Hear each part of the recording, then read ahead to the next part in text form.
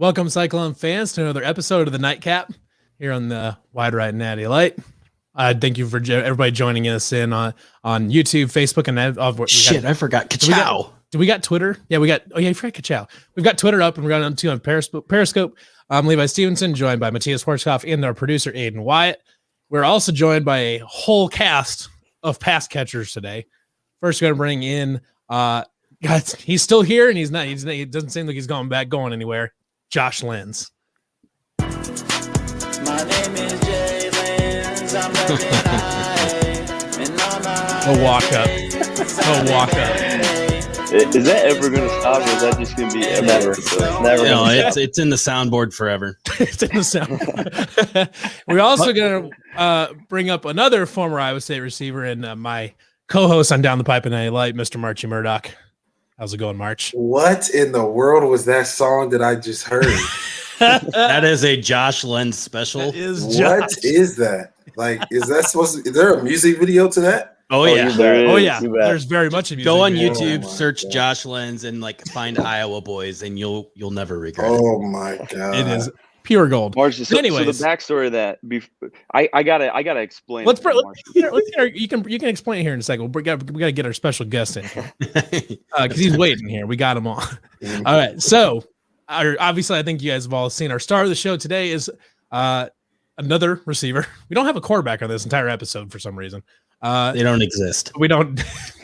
But anyways, Iowa State's all-time leading receiver in basically every category, and Des Moines or Urbandale native, Alan Lazard. Yo. How's it going, Alan? Good. I really want to know why I don't get an introduction like Josh just had. You gotta make a terrible 2010s rap song and put it on YouTube. You gotta make a music video. Yeah, I might have to. I need to do some research on what's out there on the internet. Tell the story, Josh. Yeah. So when I was a freshman, there was a tradition that all the freshmen had to do a talent show, and you had to get up in front of all the upperclassmen and do something. And we didn't want to get up in front of everybody, so we're just like, let's just make a music video. Kyle Lichtenberg was all about making music and all that, so we just ended up doing something in Freddie Court, and we put this music video together and we showed it in everything. There it is. I mean, it is the worst video ever, but the guys loved it. So that's all that matters. Yeah, it's still out there, and we found it. I'm never going to live it down. Yeah. And it's never going away. Yes. It's never going away. Wow. So we wanted to bring Alan on and talk a little bit about it. Kind of a hometown kid, or whatever. Played a long career. Obviously, now enjoying a nice career so far with the Packers. I guess we'll start. We'll start with kind of coming up, anyways. You obviously had lots of big offers, Notre Dame, Stanford, and all that. Why?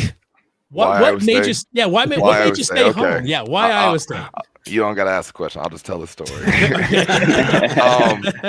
It came down to really one thing. Obviously, I was very influenced from a young age from my dad going to Iowa State, living not too far from campus, going to games all the time, watching great players like Josh and those guys before me, being truly inspired by them and everything, looking up to those guys. So that played a huge role into it. But when it came down to it, because I did go to Notre Dame, I took an official visit there. I told myself I owed that to myself, at least one other school. Notre Dame, especially back then, and still is today, obviously very well respected with their history and everything. And Coach Kelly, obviously very, very well respected. And, for me, I thought about life after football, and their big selling point was, you have that resume with the Notre Dame logo on it, it goes to the top. So that intrigued me a little bit. So I took a visit there. The campus there is beautiful. I'm not going to say it's more beautiful than Ames, but it's beautiful. But when it came down to it, really, I just closed my eyes, and I couldn't picture myself in any other uniform besides the Cardinal and Gold.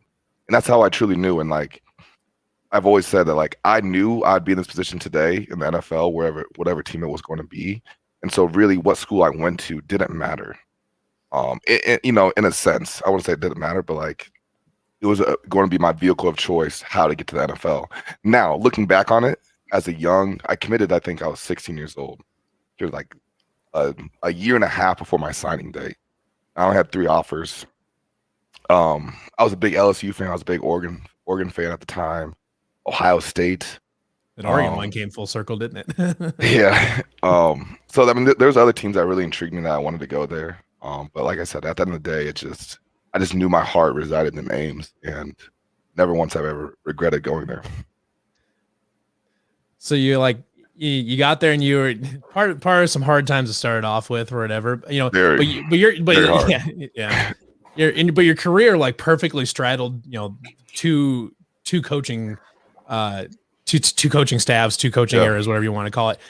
What was it like kind of being the bridge on that, and then really almost kind of leading the charge on that new and helping out that new coaching staff come in and doing that, and really kind of being, you're the hometown kid that was a highly rated prospect and all this, you're the guy that's kind of helping all that, make that transition. What was kind of that like?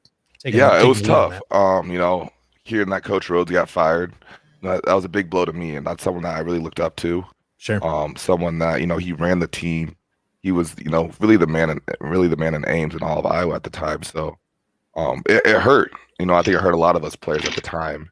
And really I questioned, do I stay here? Do I transfer? I don't know what to do. By that time we won 5 games in my career. That sounds right. In 2 years. So there was a lot of hard times, and including the worst game ever, that last one at Kansas State. Yeah, that was brutal. But I'm sure Josh and March, like those off-season workouts aren't fun, especially in college. And when you're losing, you put all this work in the off-season, and then you go out there and just get embarrassed 12 weeks of this, the year. It's hard to swallow. It takes a lot of your pride away. It takes your love for the game away. You're going out and practicing when we got to play Oklahoma, then we know we're going to put up 45 points, and we can't get the ball past the 50-yard line. So there's a lot of stuff that, went through my mind and everything. But, meeting Coach Campbell and his staff, very hesitant at first, but, very open-minded. And, I'm just very thankful that Jamie brought Coach Campbell and his staff here and, really kind of just be able to help mold me into who I am today. But yeah, just kind of, that was obviously a very rough time. Marchie can kind of speak to it a little bit. Marchie. I was going through my own troubles in Champaign, Illinois, brother. So I know about losing at that time. But Marchie missed probably the hardest part of the whole Coach Campbell tenure. Those first 6-7 months from January to we started the season was hell. They got about 30 guys or so to quit within about 6 weeks of them starting the offseason program in January. The workouts, it's just, I don't think Navy SEALs go through harder things. Like it was definitely tough. What's good, Todd? Todd Blythe checking. Todd, what's going on? Yes, sir. But but just kind of being a part of that whole change and everything, it was tough. It's hard to really see the future. It was hard to see where, them to be where they are today. For me, I remember back in earlier this year, I couldn't, or at least when I was in school, I couldn't imagine playing in a January 6 bowl, a New Year's 6 bowl. So to see where the program is at today, and knowing that the foundation that me and my teammates did those first 2 years, there to kind of be able to catapult those guys to where they are today. I take a lot of pride in that, and I'm very happy with the success that they've had. But it was definitely tough times. Like I said, it was hard to see the program being at the position it is today, going through those workouts, losing games. The first year we still only won 3 games with Campbell, and it really wasn't until that Oklahoma game where things just clicked, and we kind of just never really looked back since. Thank God for sips when you lose an game. Sips bathroom. Oh my God. Oof. Yeah, big oof on the Sips bathroom.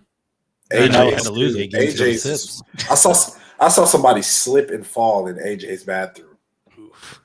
Were they able to actually get back up, or were they just stuck to the floor? They just had to sleep there. They had to sleep there overnight. Well, they got up, and They got up and we just locked eyes, and I was just like, "Yeah, you gotta go home, bro." Yeah, I'm not even sure how you go. There's so much grip on that floor. I don't even know how you'd slip. Nah, it was like, this was like 135 ish. So it's super wet. That's fair. It just, I was like, yeah, you gotta go home right now. Amount of body odor. Just take off. Yeah, just take off. And they probably didn't care at all. Oh my God. Yeah, take a shower after that. Don't even stop at Super Go. Keep going. Oh. Yeah, Super Dog. Don't even Super just Dog. go. Yeah, don't even stop at Super Dog. Oh, Yeah. man. Alan, Go ahead, Josh. So as a Rhodes guy, obviously I was with Rhodes for 4 years. I'm always curious. You hear great things about Campbell and the staff and just the way they do things. But as a player, like inside the walls, it's completely different from coaching staff to coaching staff. And so I'm always interested to hear the perspective, from somebody that played under both. Just what differences you noticed, or what really changed when Campbell came in from when Rhodes was there, with the coaching staff, the strength staff, stuff like that, the mindset, just how you go through your day-to-day, your season, stuff like that. Yeah. One thing I will say about Campbell and Rudy Wade, who was a strength coach when I was there, they held me to a standard that I didn't know what it was. When I first got to Iowa State, I don't think there was much leadership in the locker room. There's a lot of just guys kind of going through the motions. Other guys wanted to go out, party, do this and that. And so there wasn't much guidance. And so I think Coach Campbell, Coach Wade, and the staff, they kind of came in and just said, hey, this is the structure. This is what we've been doing for a while. You either get with it or you're out. And that's why 30-some guys left and quit the team, because they weren't able to kind of stick out through the whole workouts and all this and that and what they were demanding of us. But overall, I think Campbell, one thing I've noticed from going through the recruiting process, being in college, and kind of looking back now on college athletics and coaching staff, Coach Campbell's kept a lot of his guys, a lot of his guys from Toledo. And I think that's kind of an anomaly. I'm not too well rehearsed in the coaching staffs of college now, but, you just really see a lot of coaches are very individual and individually motivated. So, they're trying to climb the ranks. Like who would have, everyone wants to get that next job, that promotion, get the coordinator, get be a head coach, whatever it may be. But he has a lot of the same guys that were there when he first got there to Ames. And then really those guys were there in Toledo with him. And so I think just him having that really tight niche bond with his coaching staff really helped be able to spread his message universally throughout the entire team. It's not just a head coach saying it, it's the strength coach, it's the position coach, it's the coordinators.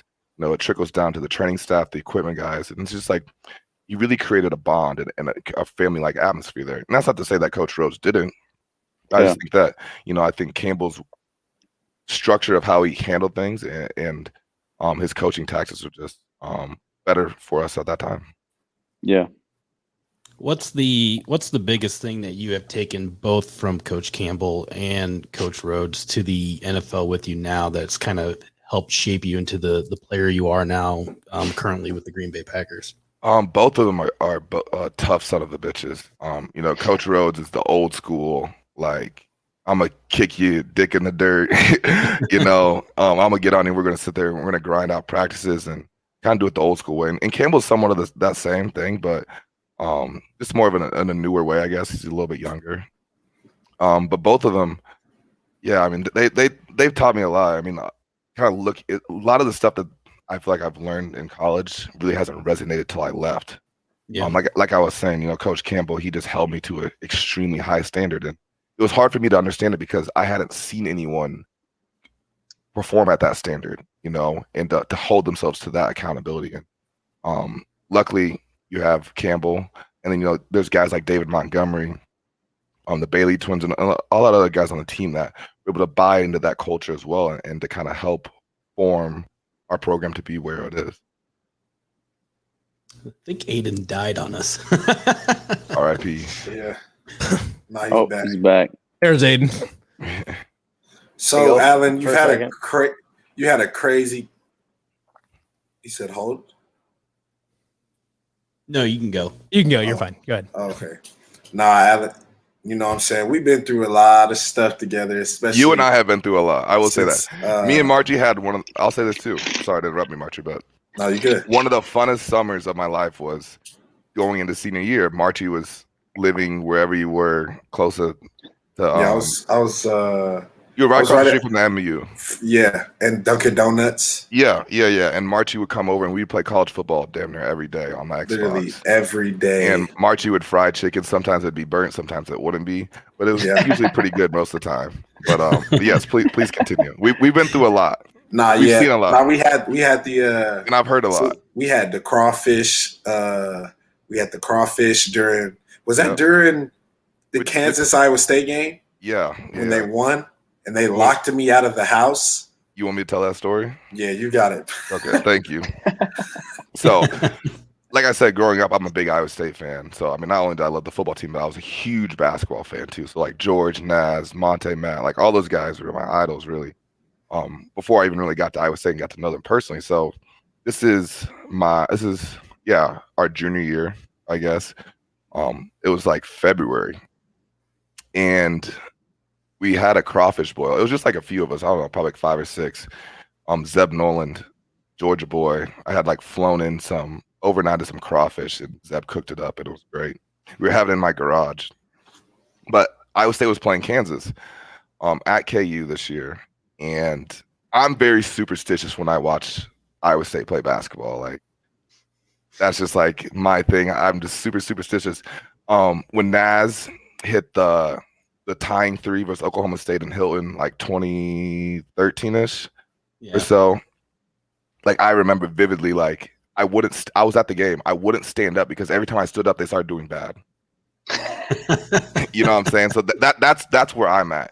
And to give reference, so during the Iowa State Kansas game, they're doing good, they're doing bad. They're doing good, they're doing bad. They're doing good, they're doing bad. Last like probably 12, 15 minutes, I said, Margie, whenever you were outside eating crawfish, they're doing good. So I locked his ass in the garage and I wouldn't let him come in. And then I snuck in the house. And what? Yeah. Oh, yeah. You tried to sneak in. No, I snuck in, and then it was like bang, bang, bang, Kansas on an 11-0 run. They literally, because it was him, Orion Salters, and there was somebody else there. They literally grabbed me, pushed me outside. Mind you, it's in the winter. It's like middle of February, early February. They pushed me outside. I'm freezing. It was in the garage though, so it wasn't as cold. But it was still cold. I'm freezing. All I'm hearing is yes, no, yes, yes. So literally, I don't think they let me in until after the game. After overtime, I believe it was. Nah, because who hit the shot? Donovan hit the shot, and I came and literally I was like, no, you have to let me in. Like, I'm literally missing the game. And Allen's like place, like he had the door, but he had like glass like right on the side where you could see.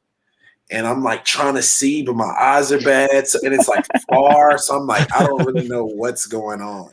And yeah, it was a crazy thing. But that summer though was fun. We literally would go work out, do our schoolwork, and then like around like 4 or 5, I would literally be like, "You home?" He'd be like, "Yeah." And I literally go over there and we just play NCAA like all pretty much like all weekend. Really, it was like a nonstop there ain't much thing. to do in Ames during the summer. Yeah, and then like every once in a while, it was like a pool party or something where we just kick it or whatever.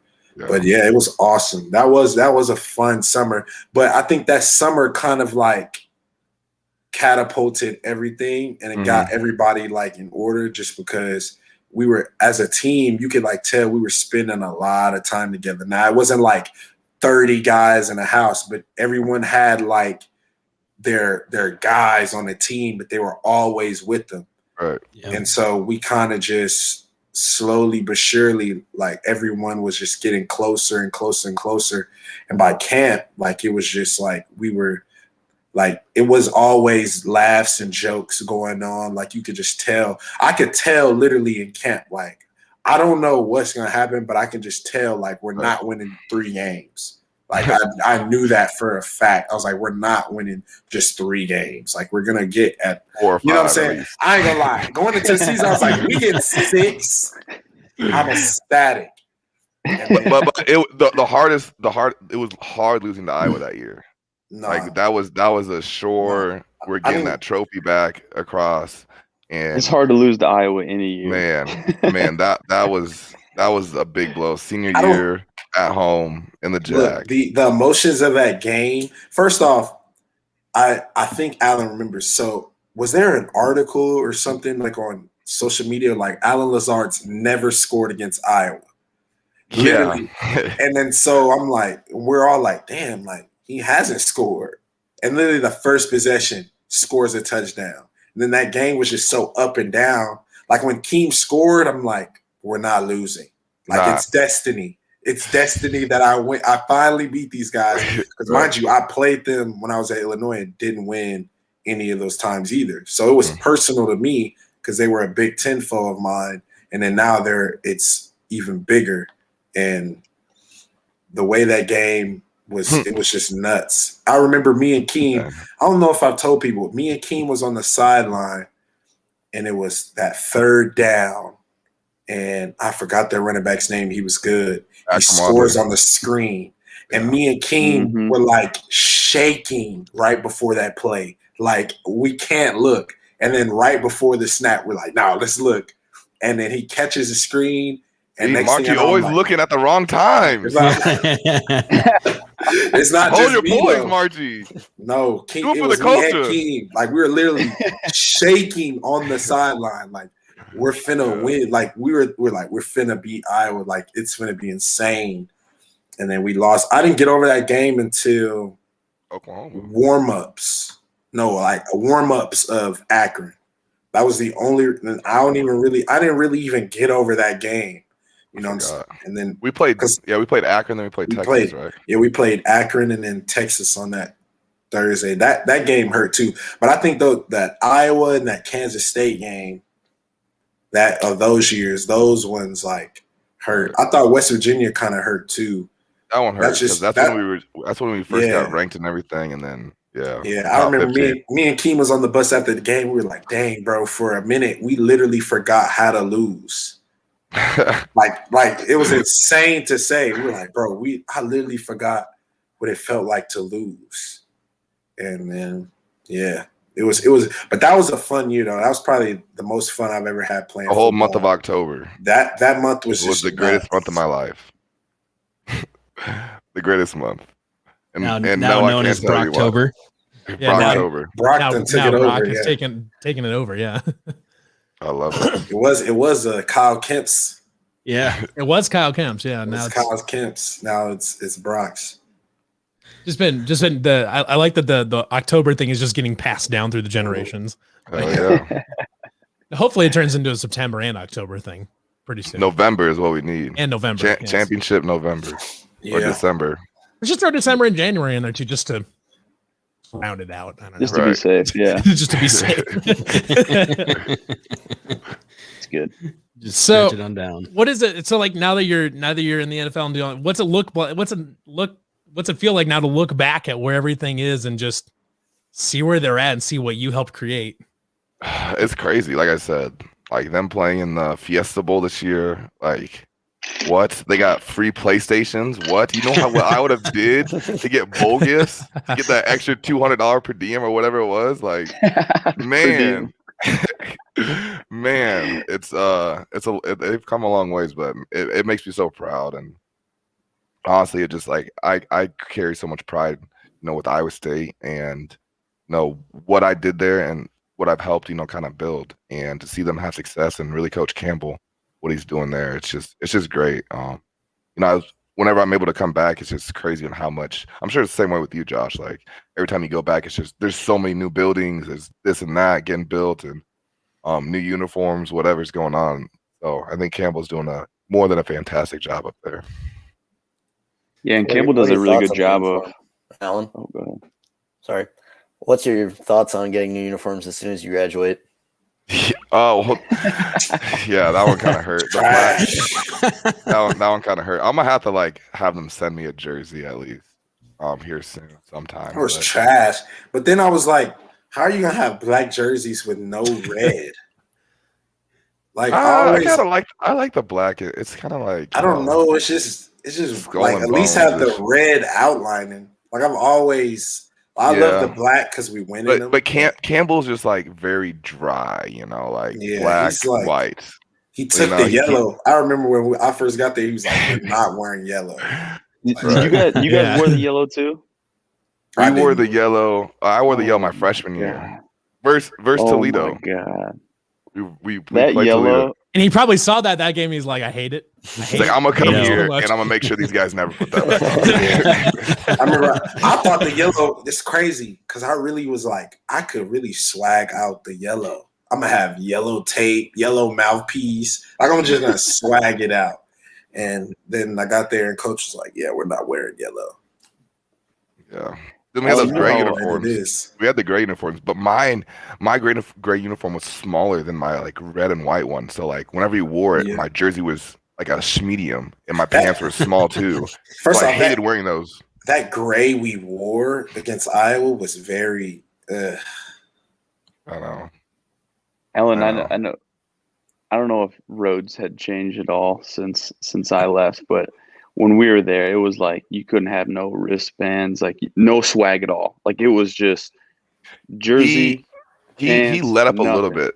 Yeah, I think he let up a little bit my freshman and like sophomore year. Mm-hmm. 'Cause I think I wore a sleeve here and there.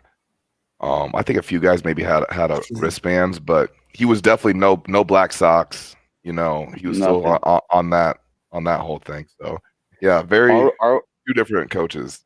our Mindsets, way I of guess. like swagging out was like wearing a longer like undershirt, so it'd like hang out of our jerseys. Like that's it. That's the extent that we got. Right. And even when we did that, the refs would yell at us, and we'd get like 2 warnings before it become a penalty. But that was it. It was. So Right. I kind of like seeing them switching it up now and doing some different jerseys and everything. So, I mean, Deion Sanders, you look good, you play good, or you look good, you feel good, you play good. So I'm Mhm. really big into that, and just doing whatever you want to do, put on whatever you want to wear. I mean, within the team's means of not drawing Right. too much attention to yourself, and right. you're spending 45 minutes getting dressed and making sure you look perfect. It's like we're still playing football Right. at the end Yeah. of the day. So Yeah. I think there's both sides of the line that you can kind of teeter, but yeah, I'm definitely in favor of.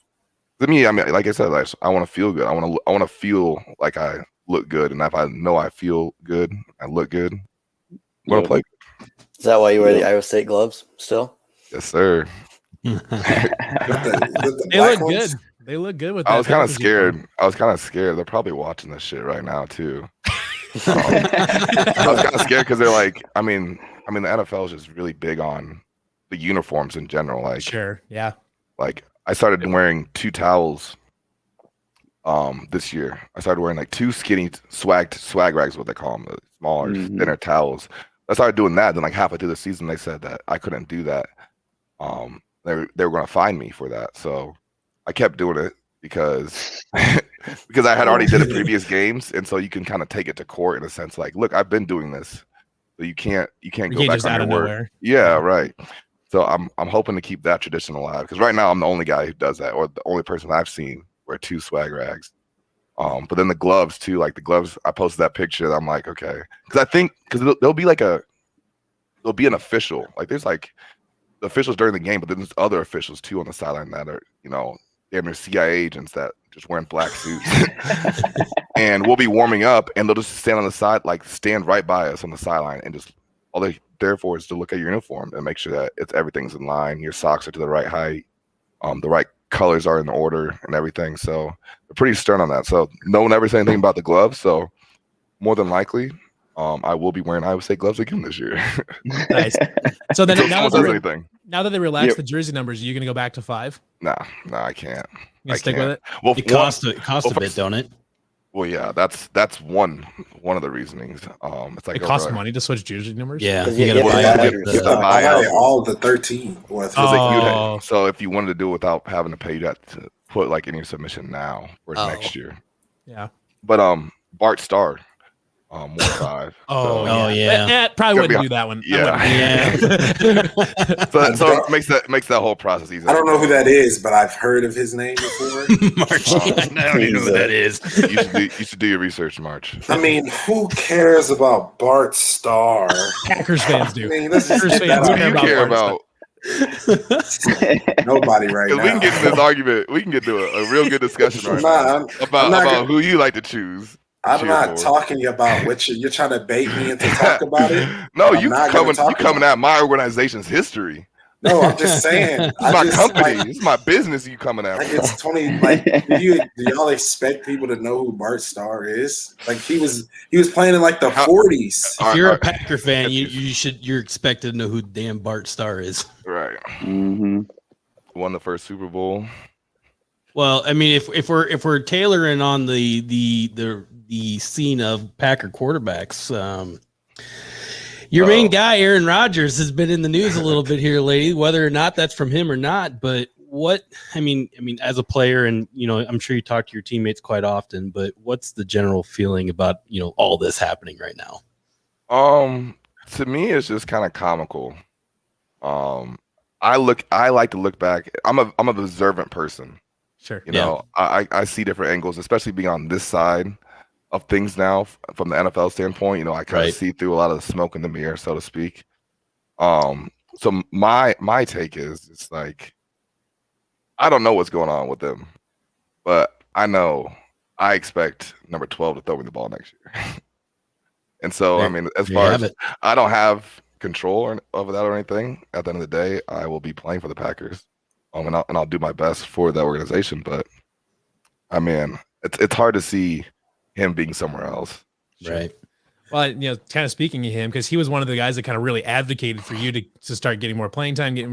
What was that like to have Aaron Rodgers being like, this guy needs to play? Yeah. There's a few like oh shit moments early in my career of like, wow, what's going on? But yeah, having him like stand up on a table from me from the get-go. I mean, when I first got there, he didn't literally stand up on a table, did he? I mean, he's in the locker room in front of 30, 40 cameras, Sure. Yeah. Standing up for me, saying Aaron Lazard's had the best camp as a wide receiver. He's been the most impressive. The coaches are praising me. My other teammates are praising me.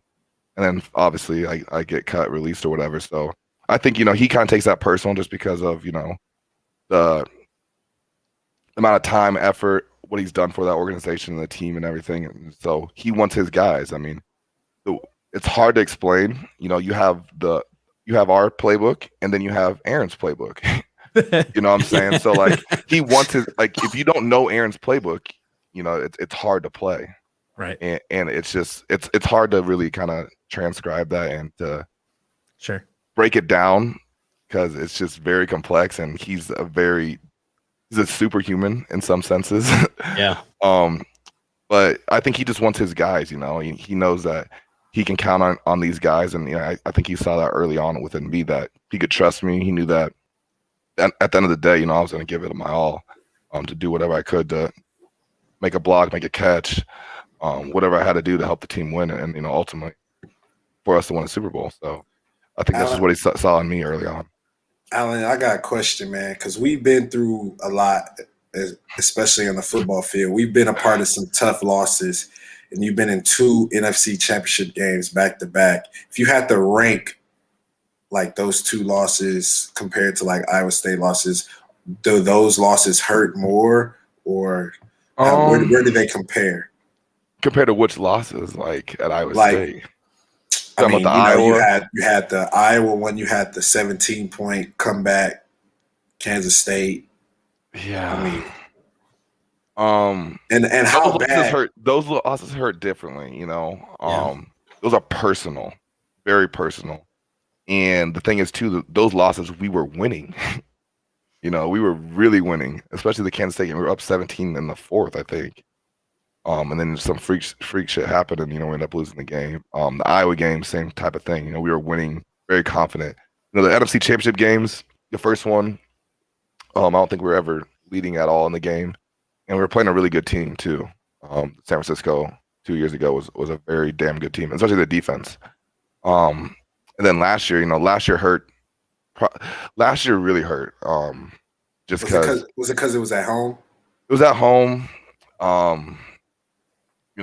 We just felt very confident. I felt very confident, and it just seemed like we were just right there to kind of get the ball rolling, to get it going, and we just never were able to connect and everything. So it was very frustrating on so many different levels. But I mean, at the end of the day, all losses hurt the same.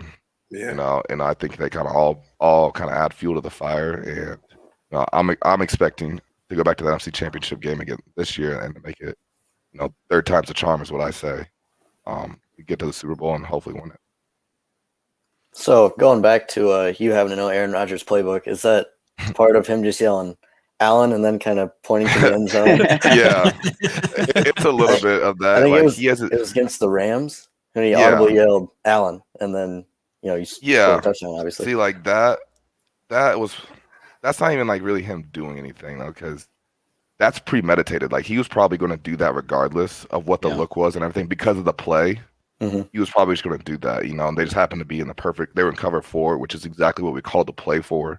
And so it just kind of all, you see it post play and you're like, oh, it all makes sense, blah, blah, blah. It's, but I think it's just, he does a lot of stuff like that all the time of just his communication, it's not very, I don't even know how to describe it. It's not like by the book, I guess. He kind of has his own language of what he wants certain players to do. He'll say something to Davante, but it could mean something completely different to me, depending on where I'm at, the type of play, and everything. So there's a lot that goes into the Aaron Rodgers playbook.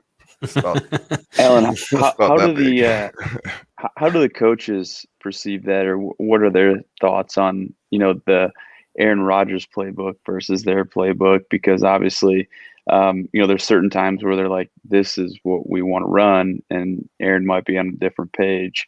Right. So how's that in meetings and on the field? And say if something happens and you go by the Aaron playbook and it doesn't work out, what are the coaches, how's that interaction in the meeting room and on the sideline and stuff like that? Yeah, I mean, as far as like Aaron kind of controlling everything, audibling plays, calling plays sometimes. So when things don't go as planned, I guess that's handled behind closed doors in the QB room, I should say, more so than like the offensive or like, because usually we just meet. Right. Usually we'll meet QBs, wide receivers, and like running backs, tight ends, kind of skill guys. But anything of that nature, it's kind of just handled, within those guys. I will say the relationship with Coach LaFleur and Aaron has grown tremendously. From when they first started, I've seen it all. I've seen the whole relationship grow because I've been there a part of the way. But there obviously, you look back at the year that we had. Aaron was one MVP. We set crazy records this year. Offense was doing very well, but it was because of the communication, and they were all on the same page. So, the coaches trust Aaron. It's hard not to. Yeah, you see what he's done. He's Aaron Rodgers, yeah. Right. At the end of the day, coaches coach and players play, and Aaron has a really good feel for the game and understanding of the game. So I think they trust him, and more importantly, the other 10 guys on the field trust him, and that's really what it's all about. If we're all on the same page, we're all together, we know what we're doing as a unit, then whatever play we call is going to work. Yeah. Yeah. Is it different catching passes from Aaron Rodgers? Yes. Yes.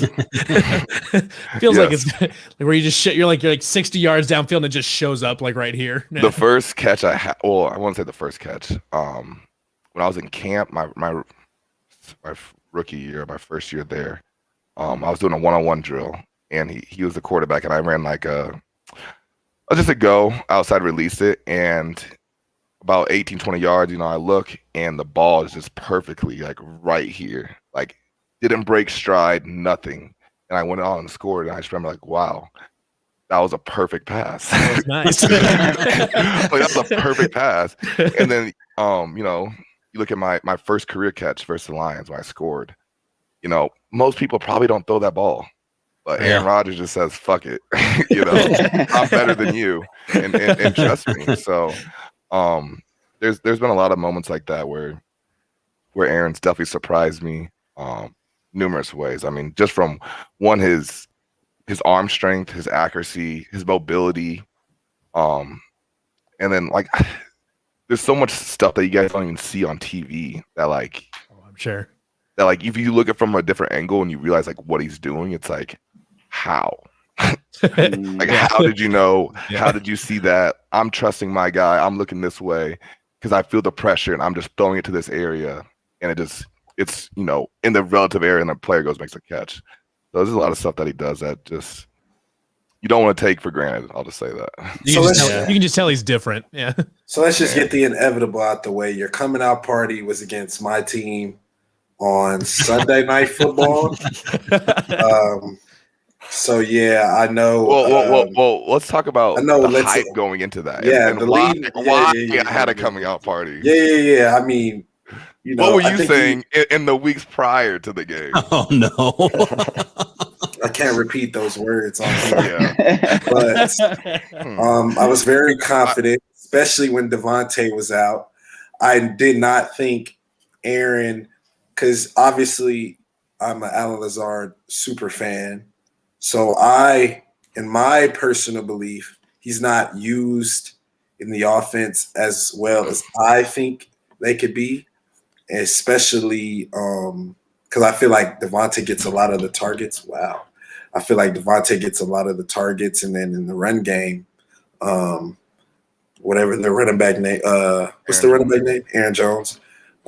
He gets a lot of the attention as far as in the run game, and then he also does a lot of pass catching as well. But that's why I was confident going into that week because I'm like, Aaron never throws it to Allen, and I know that if they throw it to Allen, we could be in trouble. Well, Aaron Rodgers hacked my phone or something. And I think the first play, it was like you did like a post corner or something. Was it a post corner or was it over? It was like a deep ass play action. What it was, yeah, it was a play action. But because we came off a TV timeout, or I think it was the end of the quarter. So it was the first play of the second quarter, I believe. And in the huddle, we had the play called, whatever it was, run right, boot left. And I'm supposed to have a corner. But I told him before the play, I said, hey, if the safety bites down and they're both below me, I'm just taking that bitch high. So I took it high. And if you look at the angle, like the way that he threw the ball, like it was I still don't understand how I caught the ball because I could not see. And that's why I ended up tripping because I was trying to run like while looking like over my back, full speed. But yeah, that just ended up being a really good play. I wish I would have scored on it though. Those are tough. I think Matthias posted that on the Wide Right account when we were like promoting this show or whatever, and Marchie commented, like replied on. He's like, of all the clips you had to pick, that one.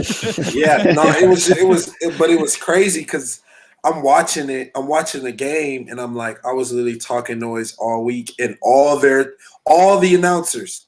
This Alan Lazard guy, and I'm just like,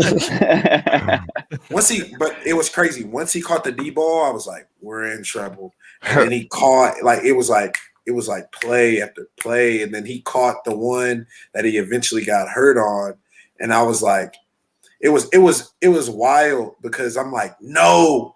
Yes, no. Yes.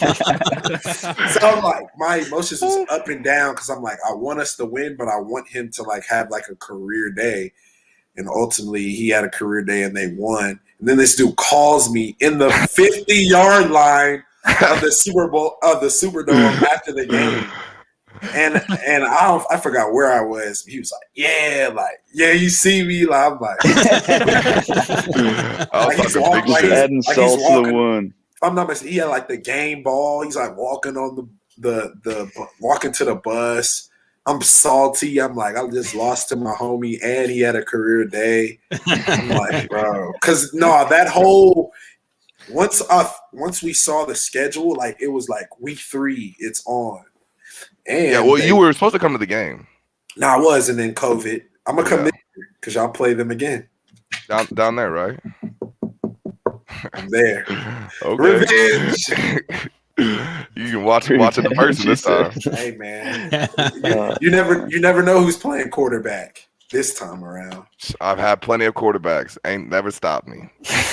I ain't never slowed down. Yeah, and it's crazy too. One of my one of my childhood's brothers just got drafted by the Saints.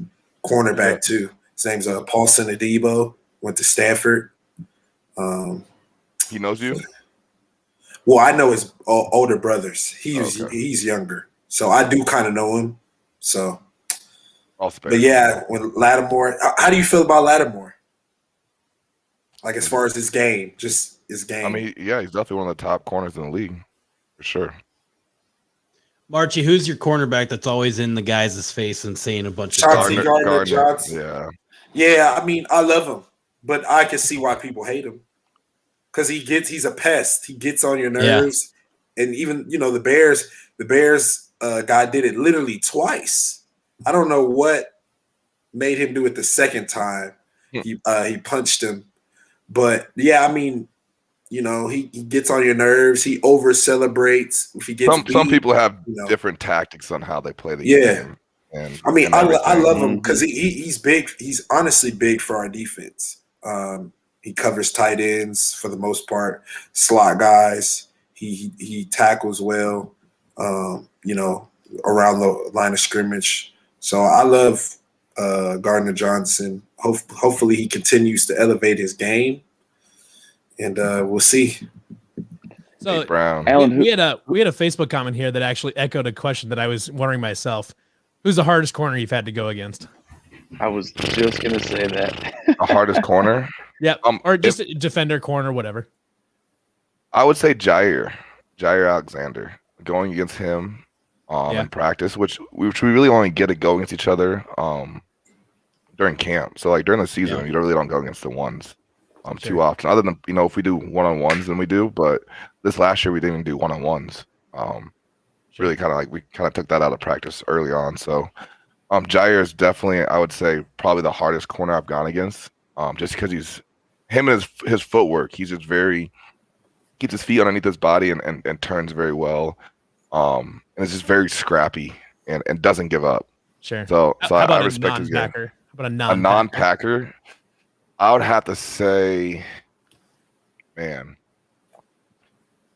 it's not that I haven't gone against anyone that's top tier, but I just view myself better. Fair enough. So I can respect that. so I think I don't know. There hasn't been too many people that I've been like, wow, okay, that guy was really good. I guess Richard Sherman, Okay, yeah. But I feel like I held my own against him. I didn't. The stats don't show that and everything, but I know I have ran good routes against him. Or like a corner where you saw him across and you're like, oh shit, I gotta be ready for this guy. Yeah, definitely Richard Sherman. I remember going against Xavier Rhodes the first time. I was like, okay, just because he's a bigger guy, Sure. Yeah. And everything. But yeah, other than those two guys, I mean, Marshawn was a good battle last year in the Saints game. But once again, we don't even see that much man either. Especially the offense that we run in I'm a condensed split a lot of the time, and usually when I'm 5 yards from the tackle, corners are going to play off. So it's it's kind of hard to gauge. Sure. One, if a corner, if you're playing zone, and then if you're not playing man press off the line, it's just like how do you really gauge that? Sure, yeah. So playing across from Davante Adams, what I mean, he's maybe arguably the best in the entire league at what he does. He is. What? Yeah. Top two, not two. I'm not gonna. I have no argument against that. But what have you been able to? What's he been able to teach you to help you improve? Wow, so much. I mean, just how he attacks, I guess. His body language, his footwork's incredible. But the thing that I've learned the most from Davante is really just practicing. Davante practices hard every single day. That's the biggest thing that's kind of really affected me, and I think the rest of our receiver group as well. Just of that mindset of every day when we go out there, we treat it like game day. If we catch a pass 5 yards, we're trying to score. It's expected of us, and it teaches you. So when you get in the game, you catch it, you turn up field, and you're busting your ass 40-some yards until you score. I think that's probably the biggest thing I've learned from him. I've studied his footwork a lot. He does this one thing where he skips a step. So he'll go right, left, left. And to the naked eye, you don't really notice it. Right. Especially because when he does the right right, left, it looks like the left touches down, but it really kind of just hovers over the ground. And he does a really good job of just keeping a center of gravity underneath him. Does that change your timing on your cuts and stuff like that, or what does that do? I guess it just from what I think, the DB just sees something different. You know, you're playing off right, left. Okay, so if he steps out left, that means he can really only cut right. You know what I'm saying? But if he doesn't, so like if he doesn't step on that left and then he steps on that right again, all of his weight's going to be more on his right, so he's going to have way more power to go back left when you're expecting him to go right. And so it's just like little stuff like that. That he just does a tremendous job of. And then obviously him and Aaron have, like I said, the Aaron playbook's here, and then Davante and his playbook is just a whole nother language, whole nother playbook of just like what they're able to do together and how they're able to communicate. Alan, what's been the biggest thing you've learned as a receiver? Because I know personally, just kind of going from Iowa State to the NFL, and you're at Iowa State, and you don't go through the motions, but you kind of learn like this is how things are, and I know I can beat guys this way, and you kind of fall in that. When you get to the next level, you have to get so much more creative, and there's so much more to learn. And so for me, just learning from guys like T.Y. Hilton, DeAndre Hopkins, Reggie Wayne, guys like that, you just take in so much more and learn a lot from them, even from the defenders. You go against every day in practice and they're giving you feedback like, hey, you run that route, I could feel your weight drop, and that's how I knew you're going to break in and out. So just stuff like that. I guess what's been the biggest, some of the biggest takeaways for you making the jump from college to where you're at in the NFL? I think the biggest thing I've been able to do is utilize my size, my body structure. I've been way more efficient in running. I think my 5-yard get off now compared to what it was in college is completely different. I'm way more explosive, and I have intent with every step, and power. And if the DB's there, it doesn't matter to me anymore. I'm running through him, or I'm finding ways to adjust on the fly. The NFL it's all about timing. It's all about timing. You have to be in the right area at the right time. College is a little bit different just because of the level of play and everything, and then also in college, like I think it helps playing with Davante. He gets the best coverage. They're going to cloud his side, and it's going to leave quarters on the other side for me. Sure. So I think one, having that, and then in college I was the one getting doubled. I was the one in the boundary, seeing all the attention and everything. So I think kind of a mixture of both of that, of facing hard coverages and third and longs my entire career at Iowa State, and then coming to here in the Packers and not seeing that same coverage, and also working in better circumstances as far as down and distance and play calls and all this and that, and then the coaches utilizing me. Okay, well, now that Iowa State, it was more so like, all right, Allen has to do a lot. We have to put a lot on Allen. But now it's more so like they were, especially my first year, they were able to kind of put me wherever they needed to, and then I was able to kind of just shine in those areas, because not a lot of people knew about me and what my talents were and stuff. So my game is constantly evolving, I feel like. I love watching film, especially on myself. I love watching my old film just because I feel like that's where I learn the most. Learning myself, studying myself, seeing what I'm doing wrong and everything. Because I know what I need to do right. And I think it's just all about just trying to perfect that. Yeah. I always found it interesting too. Like you said, I did that a little bit too, just going back and watch yourself, because you could run a play and say, I felt like I did this, and you go back and watch it and you're like, what the fuck was I doing? Right. You just did something completely different. That clock goes off. That clock when you snap the ball is a lot faster than what it is when you're watching film. And when you watch a film, you think you did something this way, and you're like, bro, that was trash. I definitely didn't do what I thought.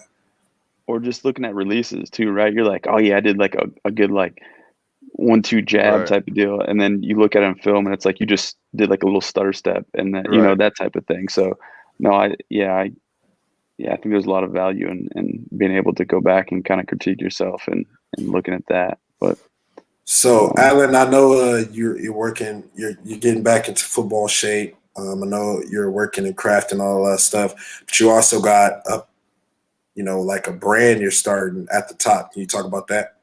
Yeah, so at the top, it really started back in high school. So me and my best friend Ryan Lillard, both went to Urban High School. My sophomore year is I think when I got my offers. And then he started picking up offers for baseball too. So just kind of like, I mean, we were the only kids really receiving college attention, getting scholarships, and no one really else around us had that type of status. And so we felt like we were at the top. And so that's just kind of like how we approached life. It's how we approached working out, and kind of just like how we carried ourselves, that we were at the top. So it was kind of like just the mindset that we always had, that we were just going to always be great, always push ourselves, and always be the best.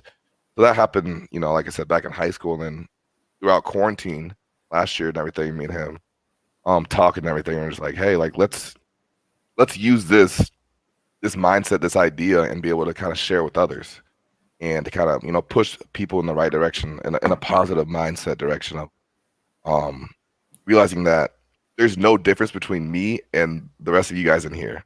Yes, I may be a little bit gifted by God with height, speed, strength, but at the, literally everything that you're required to be an athlete. at the end of the day, right, I know. But at the end of the day, it's more so just like it's the mindset. It's the determination. It's the work ethic that is the reason why I'm here today. Because I mean, you guys said I had every Iowa State record and all this and that. You can look at my stats and everything, but I still went undrafted. And so there's still a lot of work that had to be done.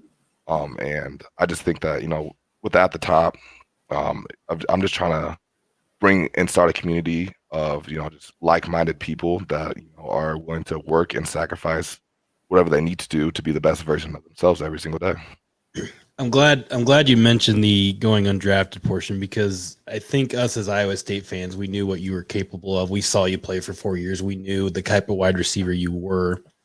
And then obviously going undrafted, going to Jacksonville, maybe they didn't give you your shot there or whatever it may be, but you worked your ass off, and now you're in Green Bay playing with arguably one of the greatest quarterbacks of all time. Now, for us knowing what you were and are now, I mean, what was it like to you, and what did it do for you going forward, going undrafted and having that kind of chip on your shoulder? It molded me tremendously in the worst way possible. Going to Jacksonville, like first time really leaving home. Like I said, I grew up about 30-45 minutes away from Iowa State campus. So my family and my mom, my extended family on my mom's side is all over Iowa. So I have a lot of family. There's a lot of comfortability in Des Moines and Ames and just Iowa in general. So really my first time moving away from home in a very unfamiliar city with no one that I really know at all. So going to Jacksonville, especially being undrafted and everything, it was different. It was a new challenge that I had no idea really on how to kind of handle things, which is why I struggled a lot at the beginning. I went into camp at like 233, super overweight, like super overweight, especially for Jacksonville. I lost that weight quick in Jacksonville. Yeah. From the heat, but yeah, I think going undrafted really kind of just molded me, and really it taught me patience. Everyone obviously, you play college football, you dream about the day getting drafted and everything, and playing the NFL, winning Super Bowl, all this and that. So it just kind of taught me of just like everything comes to you when it's due time. So not to rush things, and just kind of be able to stay the course. And that's just like the mindset I've really been able to keep, and realizing that, all the exterior stuff that you think that you want of, the glamour, the glory, all this, like it's not as much as important as, relationships, and people that I value in my life. And because I've been on the top, at Iowa State and, received all the love and everything. But then when I went undrafted and I wasn't playing for a year, people stopped texting me, people stopped calling me and stuff. So it was able to kind of really show me, what things I do appreciate and what things I do value, from relationship standpoints, and it's like really in life in general. Like, oh, I don't need that $100,000 whatever. I don't need all these things. Marchie, I know you're You're a bad influence on that department. But does Marchie also come to you with a begging segment, or? Yeah, I mean, well, no, I do need to bet because he hasn't sent me no at the top gear or nothing. He took my address. Well, luckily for you, we'll be sending those out shortly by the end of this week. So. And Coach Campbell has yet to send me the gear. Yeah, you need to get on that. And that was a month ago. That was a month ago. I basically did a begging segment where I was like, Coach, all my gear, the last time they sent me gear was when I was basically all my stuff's like I got Iowa State stuff peeling off. Yeah. My shirts, dying off, Well, and I'm like, Coach, update me. See, that's your problem right there. You don't ask Coach, you gotta ask Skip. Skip runs all that stuff. I know. I asked Skip. But I'm saying Coach is, Coach is gonna get me right. As far as the new gear, Skip gonna give me that 2018, fresh when they got there. When I left gear, because the last time I got gear was when I was on the Cowboys and they had sent that package, the little care package, which I was like lit. But all the stuff was like gray, and I'm like, they're getting black stuff now. I'm like, I need all that. Right. So I'm not even asking for the 2021. Just give me the 2020 leftovers. Give me a couple shirts. I'll make sure you get plenty of at the top gear. Yeah, I need hats, hoodies, shirts. It's a slow process. Just understand, it's a slow process. I understand. That's why I was saving that for the end. We're gonna find out how many begging segments Marchie needs to do before he can overhaul his entire wardrobe. And I should have begged. Free clothes. I should have begged David and see if I can, get some Adidas plug, man. He's the one. I need at least a sweatsuit or something.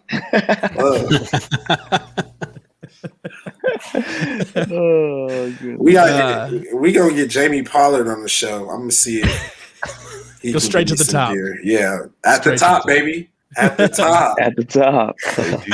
I'm telling you, Marchie, I think Jamie Pollard doesn't want to talk to us. I got a feeling that Jamie Pollard is not going to come on this show. I actually think he could. We could. We shoot the shot, man. You're gonna have to do some real sweet talking. Marchie shoots a shot. Trust me, I've seen Marchie shoot a lot of shots. I've talked to Jamie Pollard before. He knows who I am. I would hope. Yeah, I would hope he didn't forget about me yet. But the thing is, we go to Mike Green and introduce ourselves as Wide Right Natty Light, and he's just like, "Yeah, get the hell out of here." Well, see, that's why you have a former player on there to kind of be the bridge. Yep. I'm like the bridge, that he knows he's safe because I'm in here. I'm the guy that keeps everyone together. That's right. So we've got a good fan question here from our YouTube super chat. Thank you, Steve Smith, for helping us out. But also, Alan, what were your thoughts after winning the Liberty Bowl for Iowa State and having Iowa State win their first bowl game in a decade? Say it, Marge. Bro, that night was insane. Oh my God. That night was insane. Oh, that was 4 years of and needed to get out. But no, the Liberty Bowl, I mean, for me to cap off my career, like I couldn't have asked for a better way, like the first 3 years we won 8 games. My last year I won 8 games total. So just like going to Iowa State, I had the vision of winning national championships, Big 12 titles, all this and that, and then kind of be able to finish the way I did. I never envisioned that, but it ended up being, the best way possible.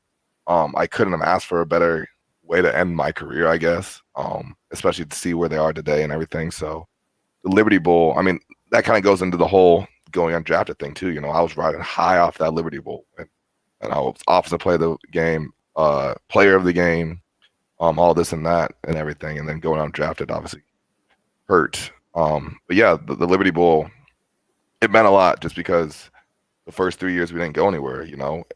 Early, it was a routine for me to know that around Christmas time or like finals, I'd be done playing football when most people would be practicing for their bowl games and stuff. So to be able to switch that narrative my last year and for them to kind of continue that as well, that really meant a lot to me.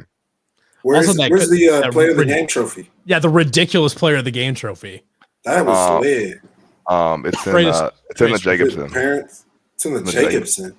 Yeah, it's in the I gave it. Jacobson I gave it to the university to hold in the trophy room since we don't have that many. So I figured, kind of Especially that trophy. whatever more we can add to there, to look. Yeah, better. that'd be like. But I got 2 trophies though, so I had the player of the game, then I had the offensive player of the game. So I took the offensive player. Matthias, can you pull up a picture of that trophy? Is that the Eagle one? Or No, is that the one that's the player of the game. Yeah, the Eagle one is crazy. It's better than the game trophy. I remember like when we saw it, and the night before the game, I had a dream I won the player of the game. I was like, I'm gonna win it. No, I was hyped. You could have scored, Marchie. You had a chance to catch the ball. I know the dude tipped it, and it was cold. I had jumped up. You had a chance, man. I had jumped up. He tips it, and I'm like, oh fuck. And then I think there's a picture, and there's me like with my hands up, and I'm looking, like, and I'm like, oh, and then he catches it. I'm like, dang it! I'm like, yes, at least he caught it. I was like, struggling to find a picture, but here's like the post game video of like you could here. I'll just look at that sucker. Yeah, look at that. Oh my That God. trophy's insane. I was like, he's better than me. I would have had it literally walking, like I would have carried it that whole night. Nah, Archie you would have wouldn't. flown out That of was the like stadium. 70, 80 pounds. I don't care, Alan. I would have had it. What's that lady saying to you when you're like tipping over the Memphis helmet? Like underrated she's like moment chasing you down, like trying to. Underrated moment Yeah, of the whole thing. was it her or there was Somebody was like bowl? right next to you, like you Some guy kept just tipping came it, up. and then they're like, He's like, "Oh, "Stop don't do it." that." I'm like, "Oh, come on, buddy! Like, you don't even know what these motherfuckers did to us. Like, I'm flipping this shit back over. And what I do Bro, is it back was down, so flip that bitch back. It Come on was now. so unnecessary. I'm petty like that, though. I'm petty like that. I remember vividly when they did it, and I wasn't even mad that he did it. I was like, what vibe did he get from us? Because we literally were there. We were like, we're playing a football game. We expect to win, but we're not like here to like. And it's in your city. Yeah, like we're in Memphis, so we're like, we're not dumb enough to like start some stuff in Memphis. You know what I'm saying? Like, right. We're walking. Did you go to the casino with me that one night? Yeah. I was there.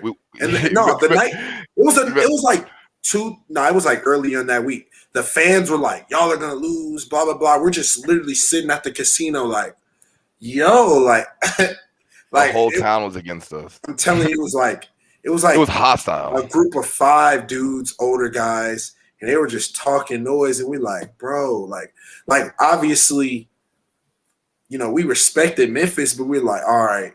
And then they got to and then once they tipped the helmet, it kind of pissed everybody off. But to me, I was just like, what vibe were they getting from us? And then we had the dinner, and then that's when I knew the tensions was crazy. And it wasn't even really it was the players, but it was like the administration, like the ADs were going back and forth when they were talking at the press conference. Yeah. And they were like, yeah, we're hearing, like, I think Jamie probably like, yeah, we're here in Memphis and we're finna take it over. And I'm like, what?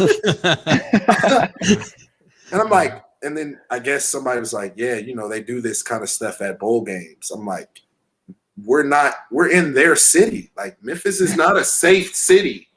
You know what I'm saying? Like, I know about Memphis. It's not a safe city. Like, let's realize where we're all coming from here. But it was, but then, yeah, like even after the game, like no one saw. I got into an altercation like with like 10 Memphis players. I have a picture of it. I gotta find it. I literally was in an altercation because, like, I had no idea. I wish I would have known. Once Joel got the first down, I was like on the sideline on top of, because it was like victory formation. So I pretend this is my helmet. I flipped my helmet upside down and I was doing this, and I was acting like I was finna drop it. And so I was talking so much noise to the players. So then, they're walking across, they're trying to shake my hand. And I'm like, man, don't shake my hand. And then so literally dude's like, what? And then so we get into an altercation. Skip gets like right in the middle of us because I don't know why everything just came full. All the adrenaline that I was kind of holding in of that week because I wasn't gonna like say something and then we lose and I look like an idiot. And so we won. So I was like, nah, like all that stuff y'all was talking, and then like I said, that adrenaline picked up, and then the news camera guy, I don't know why he came up to me. It's on my Instagram. He comes up to me and he's like, Marchie, how do you feel? And I was like, wait, cut it off. He was like, what? I was like, cut it off real quick. I was like, I'm probably gonna say something like crazy. He's like, that's fine. Perfect. I'm like, all right. So he asked me a question, how do you feel? And then that's when I was like, I said basically they basically started something that they couldn't finish, and because it was the guy that plays for the Bears. He's the one that Anthony Miller. Anthony Miller. And yeah. I was like, basically, he lost his last game in his own city or something like that. In his own stadium. Stadium. And then we kind of like me and Keem like looked at me like, golly. And then we just ran off the field. And it was cold too. Like I can't remember. That was one of the coldest games I played in. The first half, it was like, all right, it's bearable. Nah, it was Second cold half, from the we came jump. out. It was cold from the jump. Bro, that second half, I was like, yo, it was like a 20-degree drop. I'm And like, if this gets cold, my ankle, I had hurt my ankle before I scored that touchdown. Before Marchie tipped and I scored, I had caught a slant and the corner landed on me.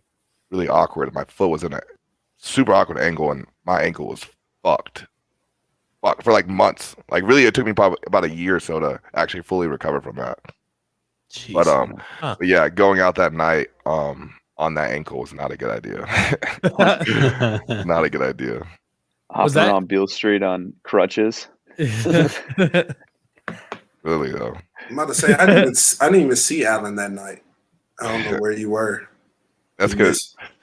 You had like skirted to Beale Street like straight after the game. No, so no. Still in his pants. Jersey. I was Jersey. No. Literally after the game, because the game was early. So it was probably like 3, 4 when I got back to the hotel. So let me just give y'all the story. Yeah, I don't think I got back to the hotel till like 6 or 7 because I had to do that press conference and a bunch. Yeah, of you shit. did. Yeah, you did a bunch of stuff, and you were talking. You were talking to people in the lobby because I remember passing you as we were leaving. But I get back to the hotel, and earlier that week, my dad was like, "Hey, we're leaving right after the game to go home." I'm like, "Huh?" I'm like, "We're winning." So like, if we win, I want to stay there the night. This is literally my last night with the fellas as me and my teammates. So he's like, my mom was like, okay, if y'all win, y'all will stay the night or whatever. So I'm like, all right, fine. So we win. They're like, all right, bet, we'll see you tomorrow, so-and-so time. So I went back to the room. Keem was already on a flight back to Houston. So I'm in the room. I literally take a 2-hour nap. I wake up, Amici Walker, Darius Lee Campbell, Jamar Richardson.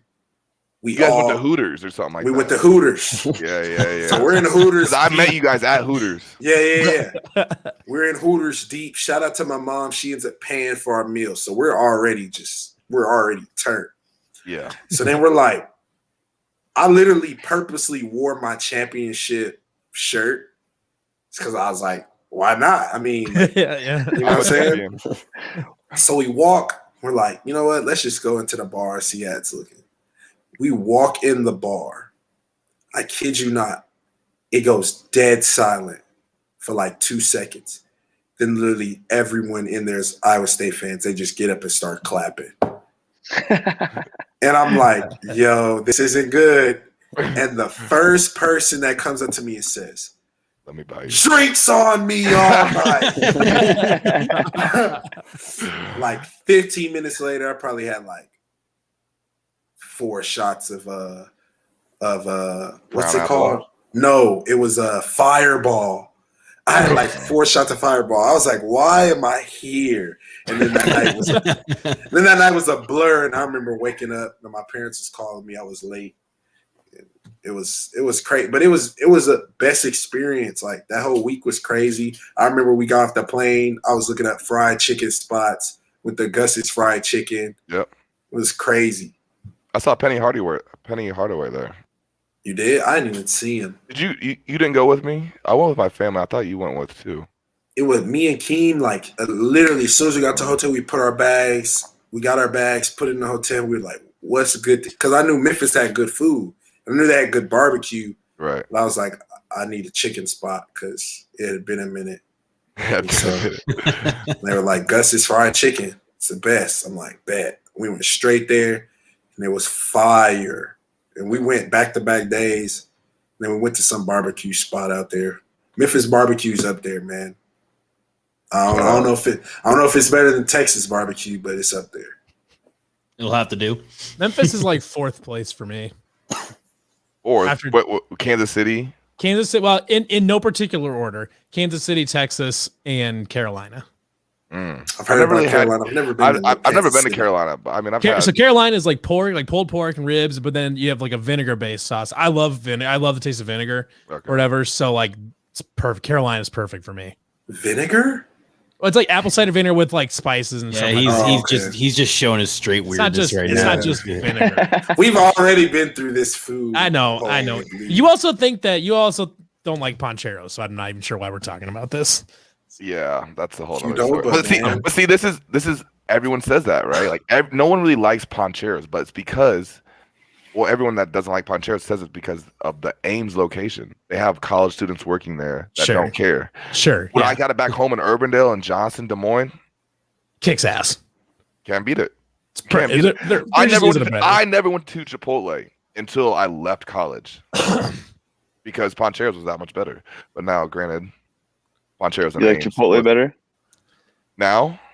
Yeah. No. No. No, if I'm in Iowa, I'm back home, I'm definitely hitting Poncheros. Like, And you know what? Another queso. place. I'm sorry. There's a place that's overhyped, and I hate. Actually, I won't say it. I won't say it. Don't Say it. Come on. I know He's gonna say Hickman Park. No. Yeah. No, that place. Yeah. B-Box or whatever it. B-Box.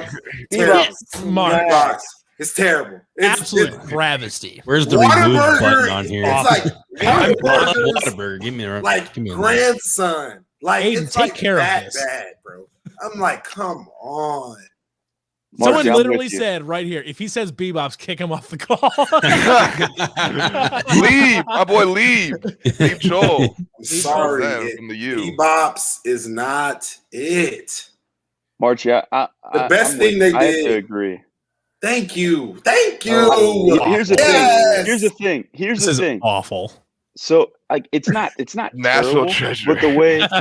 but the way people like hype it up Right. is unreal. Like they just built one by our house, and I'm like, I've only eaten there.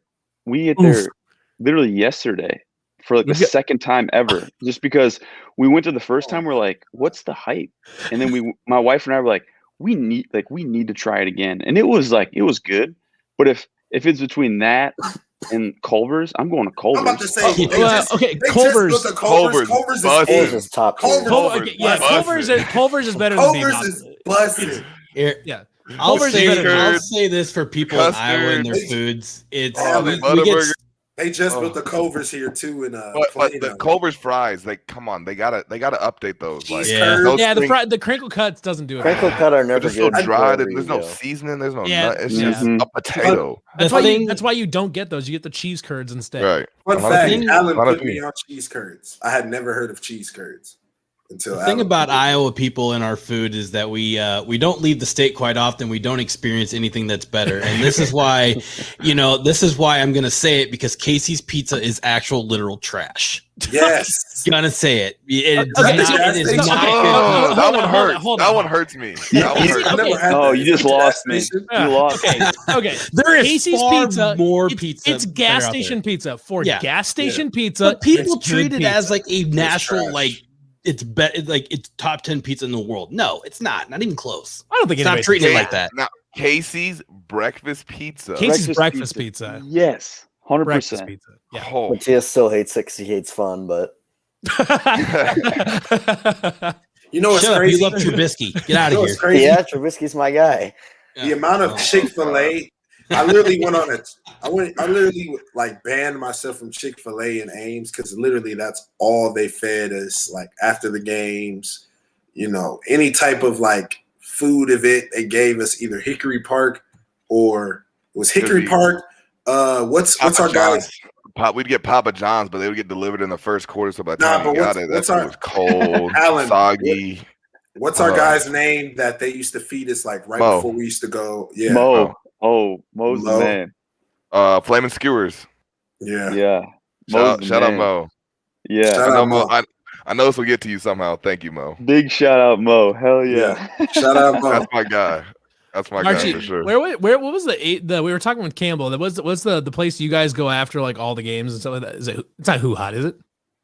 After the talking games. about after the game. Yeah. You said like it's like an Asian place. No, restaurant. It's Asian. Fuji. Yeah, we want to go after the game. That was like a week during the week thing. They had the lunch special. So if you showed your student ID, it's like $8. Usually a good amount of quality food. Like, and that was hard to come by. A lot of times, most of the times I went, it was on like Saturday mornings in the off season. Yeah. So that's kind of like when I went, or like not Saturday mornings, but like it was like Saturdays after we did like workouts and stuff. We did throw and stuff at like 9 and then go eat after. We go to Fuji. Tyler, that's a lot of crazy people buying average pizza for no reason at all. That's a lot of people buying a lot of pizza, man. Is it really? If that is accurate, I can't say it surprises me a lot, but if that's accurate, yeah, it can be. I probably have Casey's Pizza, not like buy the full pizza, but if I'm at the gas station, I'll grab a slice like once or twice a week, hands down, especially breakfast pizza. It's just the best way to start your morning. This is becoming an assault on me at this point. Yeah, look at this. Come on. This is a good point. Matthias is you're from like Joliet, right? Originally the Chicagoland area. Now, I'm not gonna take pizza takes from like Chicago. Listen, I am fully on board with David Montgomery on this one, though. The whole Chicago deep dish pizza just not my thing either. You don't like deep dish? I mean, I'll eat it. Look at me, man. I eat that crap. There's a good deep dish pizza in Green Bay, actually. Really? I can't think of the name of it right now, but I used to get it. So like during the season this year, because of COVID and all this stuff, like Green Bay, I'm trying to entertain myself somehow throughout the week. So Mondays, I would have Robert Tonyan, Tim Boyle, Kevin King, and a couple other guys. They would come over and we'd watch Monday Night Football together. We'd just order pizza because like how the NFL structure is, obviously you play Sunday. Monday is like your recovery film session, but it's really kind of like a lax day, so to speak. You get like a workout in, but it's really just to break a sweat. And then Tuesday's your off day. So Tuesday's the day that for sure I can sleep in, do whatever, take my time in the morning. So I'll have all those guys over. Marchie's been to my place. Well, Marchie hasn't seen the update to my place because when Marchie was there Marchie. Another fun fact about Marchie was a big reason for me in my breakout game versus the Lions, actually. So two of my biggest games, the Lions, Marchie was there to win this, and then the Saints, he was ultimately the fuel to the fire. So shout out to Marchie Murdoch. I am the key to his success. Were you talking noise to Alan the whole week? So we're talking noise like soon as the 3 months all summer. Like when the schedule comes out, like tomorrow, it's activated. Revenge. I'm just dying that you're talking noise to the guy that's playing in the game. Wow. Yeah. Who's going to determine the game? I mean, he has a hand in this. I don't know. Let me say this: if it was in Green Bay, I wouldn't have been that confident. But it's in New Orleans. I was confident. We play well at home. Dude. Not well enough, apparently. Yeah, not well enough. That was probably until that damn Brady, man. And literally, no, but it's crazy because I was like, at one point when the Saints are playing the Bucks in the playoffs, I was like, yo, I'm gonna have to. It's literally gonna be Saints versus Packers, NFC Championship, and I'm like, it was already in my head, like the hatred. If he thought I was like talking noise, then like I'm cranking it up to cranking up to a godly level, to where I need to be in his head. I need to like figure out Like I had a plan. I had a homie that I played with at Illinois. I had screenshots of what Allen had said after the games. Literally, because it was like, it'd be week 5 and I'd be like, dang, like, the Packers would win. And he'd just say a slick comment like a buck 60 versus the buck 46, like 2 touchdowns versus the Saints. And I just screenshot it. And I had a little file. He didn't know about it. And I was like, if we win this game, I'm sending it to my homie. And I need this on a PowerPoint in the whole Saints facility. I somehow have to win. And then we didn't get the opportunity. And then Brady stole our dreams away. Mine too. That was tough. That was tough. That was tough. He took me and Allen's dreams away, and then he beat Mahomes. It was just like crazy. Was that weird? Yeah. Like what was that like watching Tom Brady do Tom Brady things? It was different, playing in the game. It's like I've always been a huge Tom Brady fan growing up. Everything. I mean, you just gotta respect the man. I mean, 7 rings, like. Especially for me playing and understanding on how hard it is to get to the Super Bowl, let alone win it. It's incredible. So I have the most respect for him. But playing against him, I fucking hate him. Yeah, I was waiting. I'm gonna call what it is, and especially the guy that I got throwing me the ball. Like I have more than enough respect for him and belief in him that that we can do better things. So it was tough, but. At the end of the day, I mean, it's history, and whatever history the future writes will be it is. Trying to think. Go ahead, Matthias. Oh, I think Aiden's gonna fire something out here. Aiden, you got some fun ones. Okay. All right. So you're talking about quarantine a little bit. Let's talk about juice reviews. Juice reviews. What do you want to know about them? I mean, how did it get started? So that how started. Did you become a respected juice reviewer? Self-proclaimed. But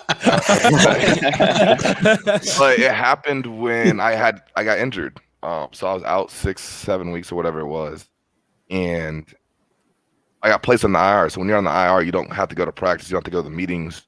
You're just going to treatment, and you're just focusing on getting healthy. That's really all my day consisted of. Making sure I'm eating right, sleeping, going to workouts, doing all the right things. So to entertain myself, once again, Green Bay in the middle of quarantine season where nothing else is really going on, can't really go out. So I just started doing these juice reviews. So in our facility, in our cafeteria, they had the smoothie station, and right next to the smoothie station, they have a pressed juice every single day. I usually drink it, whatever. So I started drinking it and then giving my review on Snapchat. And my Snapchat's pretty personal, so I don't have too many people. I don't use Snapchat as I do Twitter and Instagram and stuff. So I started doing that, and I was like, oh well, might as well just kind of bring it to Instagram and stuff. And I started doing that, and a lot more people caught attraction to it, and liked it. And then I started doing a few TikToks and whatnot. But so far, I've just been so busy. It's hard to kind of. And then there's only so many juices that I can review. I'm just waiting for some company to reach out to me and be like, hey, review our juices. And I'm like, okay, thank you. There you go. I will. But yeah, it was fun doing those. I mean, I'll still definitely do a few more here and there. Especially when I get back to Green Bay, that's when I'll probably pick up the most, just because I'll be getting that juice every single day. Whatever is the random, because it's some random, they'll have carrot juice, pears in there, turmeric, ginger, there's different stuff. So rather than just your basic orange, apple, grape juice, or whatever.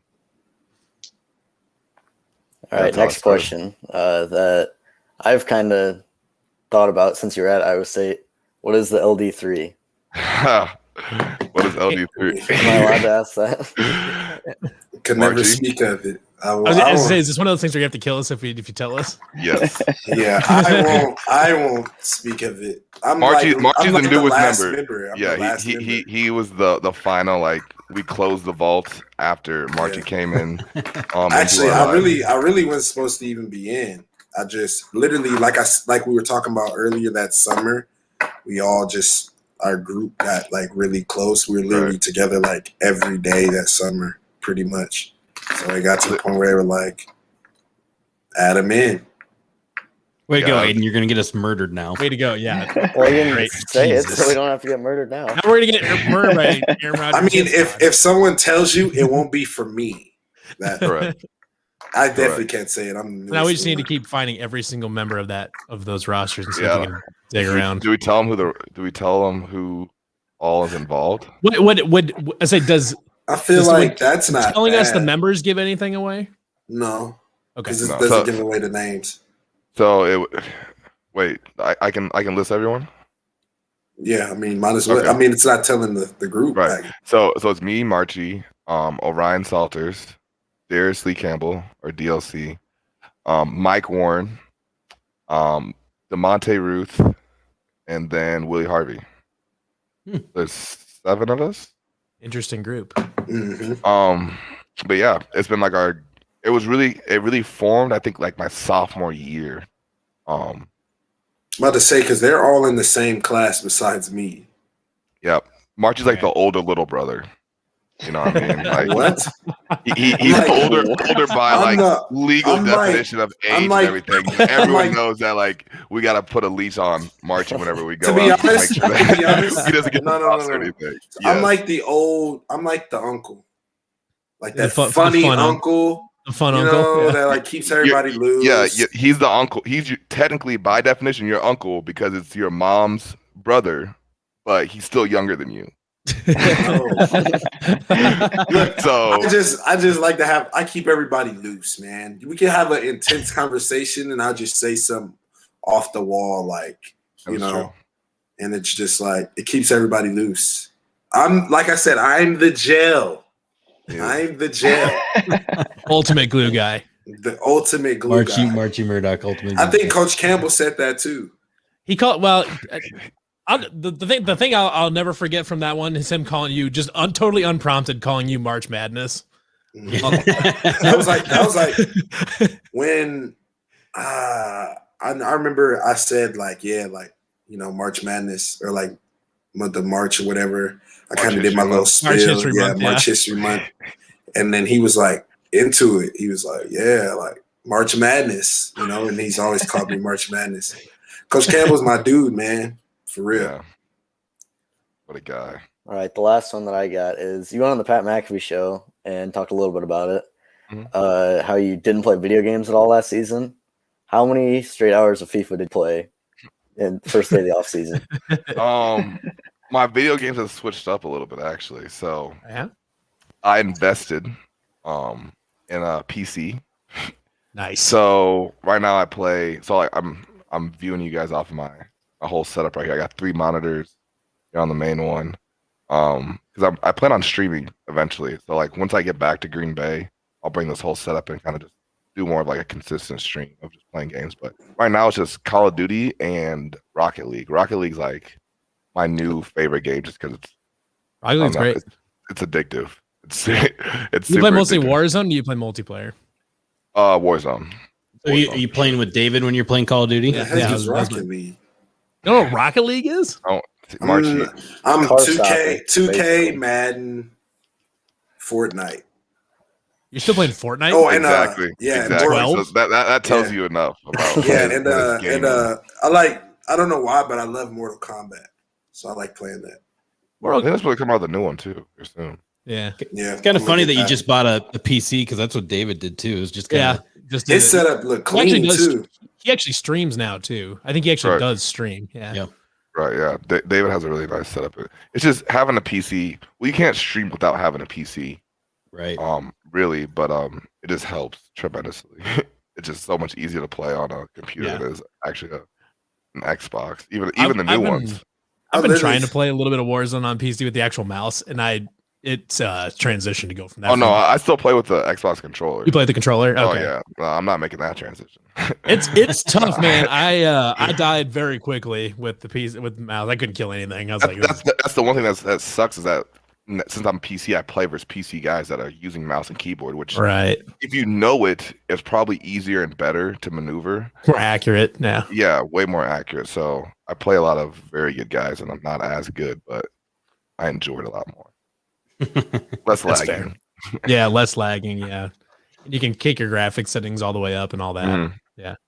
Was it did you get a pre-made PC or did you build yours? I had a guy build it. Yeah, you had a guy build- okay. I don't know shit about computer technology. Fair enough. I'm not going to act like I do. I Yeah, had this guy build it. He shipped it out to me. Then I had my friend kind of put it together, nice. which Yeah. I'm very thankful for. Because if that wasn't the case, I'd still be playing Xbox. Well, because For sure. graphics cards have been pretty hard to come by recently, so I didn't know if like you'd gotten in Yeah. before all that. I can kind of show you mine actually. I brought it up. It's If you can. it's on this cord. Some guy just tweeted us that on Twitter and said that he was playing Rocket League and watching us all at the same time. Wow, that guy's Michael Smith. At least Alan was kind enough to like put us on his main screen. That guy's just playing Rocket League. It's too bright. He's got two screens playing Rocket League and looking at us. You know, What am I looking at? That's the case. That's the case. that would be a PC, March. That's my PC. It's a computer, Marchie. This like little circle right here. Like, I never knew people were playing PC until recently. I thought it was just like PS5 game. Once again, that's why Xbox. Marchie's the uncle because he's just outdated. Nah, I mean, first off, outdated. I know. I'm I with know you, that Marky. setup cost some guap, and I saw the PC setup at Best Buy the other day because I just got a GoPro. You got a GoPro for what? I'm gonna try and do like Vlog? some not necessarily Day in the life of vlog. March.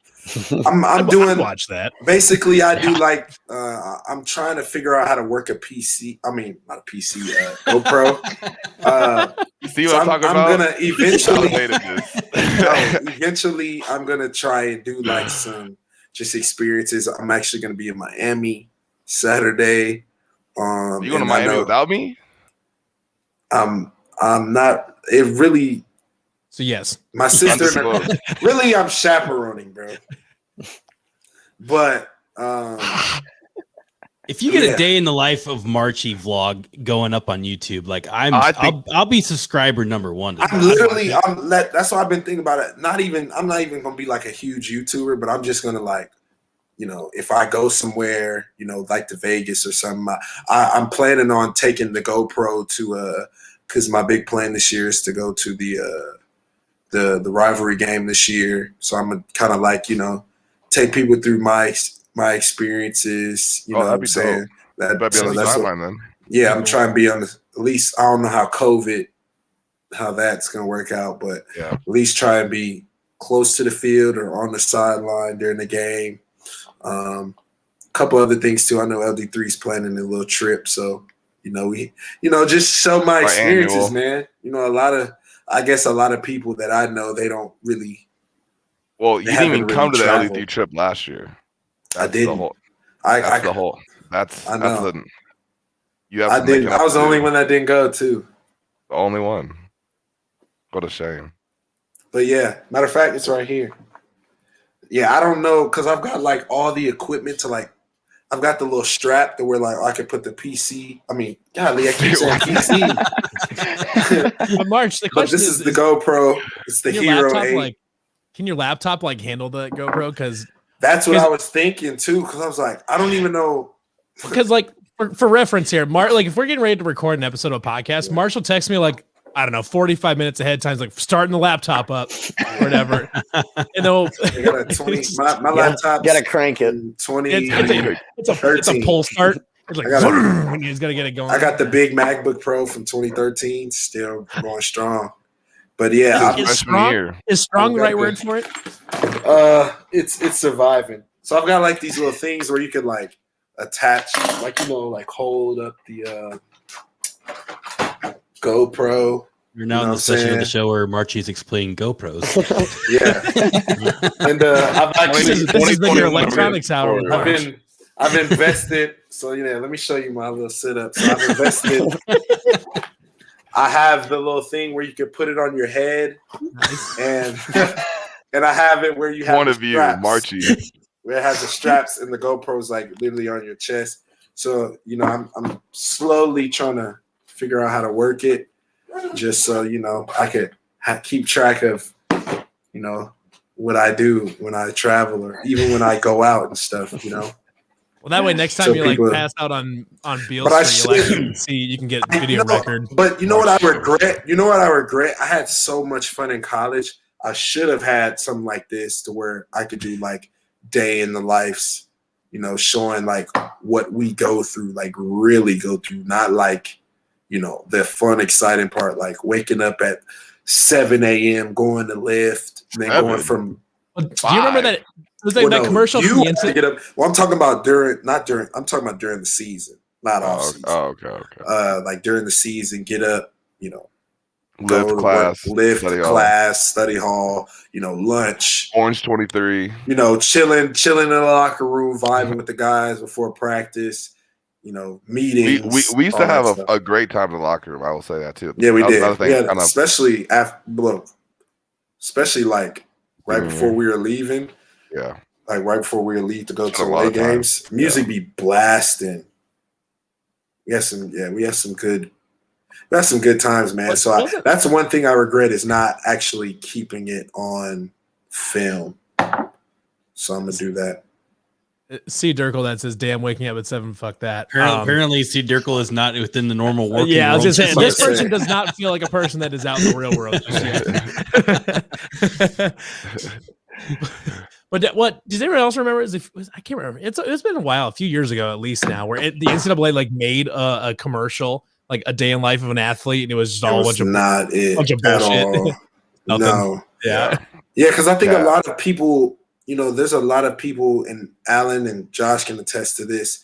And I know people know that we don't have it easy, but I think people have this kind of perception, like athletes kind of, you know, they can tell a teacher like, hey, you know, I'm doing this, you know, give me a break, or, you know, like why athletes shouldn't be paid. Because I know these guys agree. I strongly do, just because the amount of time and a lot of time. How much money I made the fucking university? Yeah, I mean, like, you know what I'm saying? Like, I was seeing 5 jerseys with no last name, all at the Cyclone gear shop. Yeah, I mean, what is this year? Like 2021. So there's going to be a 21 jersey. I mean, that's someone's jersey in a sense, just because it's the year. It's still someone's jersey. Mm-hmm. I mean, Joel Lanning's jersey when he was 7, and then, you know, Willie Harvey when he was 2, and Mike when he was 2. Like, there's just David's jersey. Like, who wears 32? But all of a sudden, 32 jerseys are popping up. You know what I'm saying? So I just think, if I wish fat ass billboard too, in right, Des Moines and if Jordan Creek. Yeah, I'm about to say in the mall. Is that that's the mall, right? Yeah. So I mean, you know, I think people have this perception that, like, you know, the athletes have it easy, and, you know, too, like if I didn't go to the NFL, I didn't have money saved. Like I was going to the real world with nothing. And like really like no idea of like how I should really, you know what I'm saying? What if I got cut and I never got picked up? Right. I would be fighting with the same scraps I had an aim. So it's like and even though a few extra dollars are just like, they've at least should, like, all right, you're in school, you can't touch this money, but when you graduate, whatever you accumulated, you know, will give you once you leave the university. I think that's something that's kind of been talked about with the NIL stuff, is that basically like you can't make the money like on going through college, but then it just gets put in an account, and then once you're done, you can access it, type of thing. I think the most perks I had literally was skipping the line, going into AJ's. That was probably the most perks I've had. But see, and Campbell banned the bars. Yeah, Campbell banned the bars. We didn't even go my junior and senior year. So like, we never, after games and stuff, we never went out in a sense. I think Campbell probably was the happiest when he knew the pandemic was coming, because now, you know, as far as the team, the distractions were limited. You're not going out after a big win versus Oklahoma at home. Like, come on. Except then Brock Purdy got trapped in Florida, so like a month, I think, something like that. Oh yeah. But you know, I'm saying that's not, you know, that's a distraction, but he's still in, you know, would he rather be in? Yeah. Iowa or Florida? Yeah, he stuck it at a resort in Florida. I mean, Yeah. we were all suffering equally. You know, it's a nice scene, but yeah, that's why I'm kind of like doing it, you know, keeping it low key, but trying to figure out how to use this thing because I'm not really technology is not my forte at all.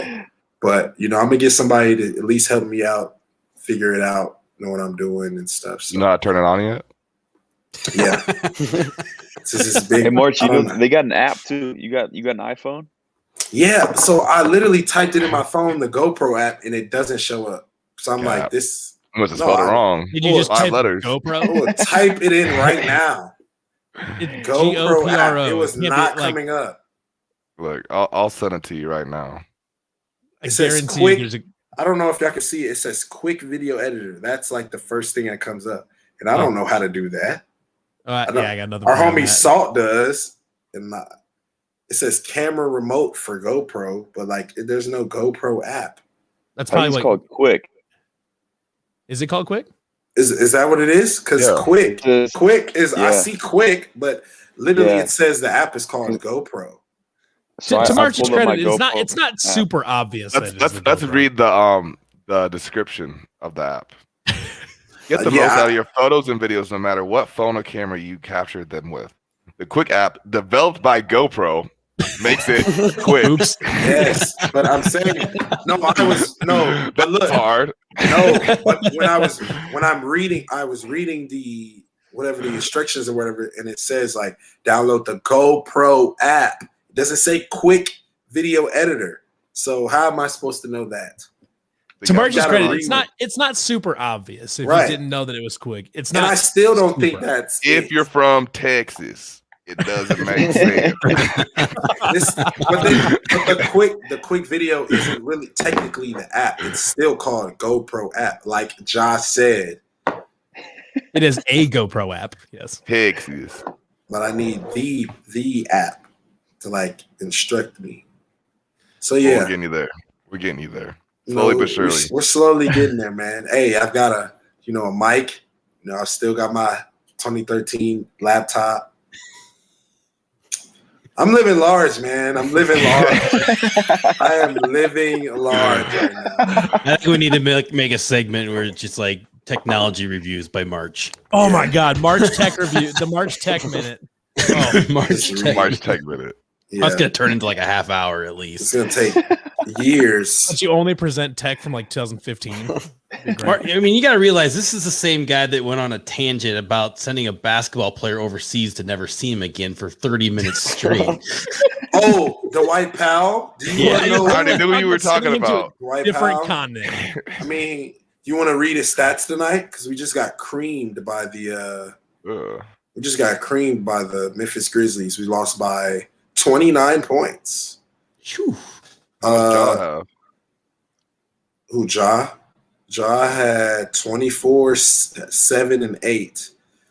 The great Luka Doncic had 12, 5, and 5. Just terrible basketball. Cut it. Big oof. 4 of 16. What about Just the unicorn? bad. He's not playing. He's a wimp, but I won't get on that. Dwight Powell, 2 points. How many minutes though? How many minutes? 11 minutes. So that's why I'm not harping on him. But we had a starter tonight that plays a lot, have 2 points, 1 rebound, 3 assists. So, but really all of them played bad because Luka didn't play well at all. I mean, Willie Cauley-Stein was 7 of 8 from the field. So like that's, but being a Mavericks fan, being a Saints fan, it's just, it's tough. It's not for the weak or the timid. Someone's got to do it, March. Someone's got to do it. As far as heartbreak, no one's had, at least the last decade, no one's had more heartbreaks than Saints fans. Well, Iowa State fans. Iowa State fans. Yeah. In the last decade, no one. I love my Iowa State fans. I don't know. There's no Iowa State type fans. of heartbreak. Stay with You've never lost in the playoffs on a last second. we never made it to the touchdown. playoffs. Yeah. Archie, I don't know if you were aware of it, but 60. the 2017 Kansas State game was not a ton of fun. Okay, but look, now add that into an actual game in the playoffs. That wasn't an actual game.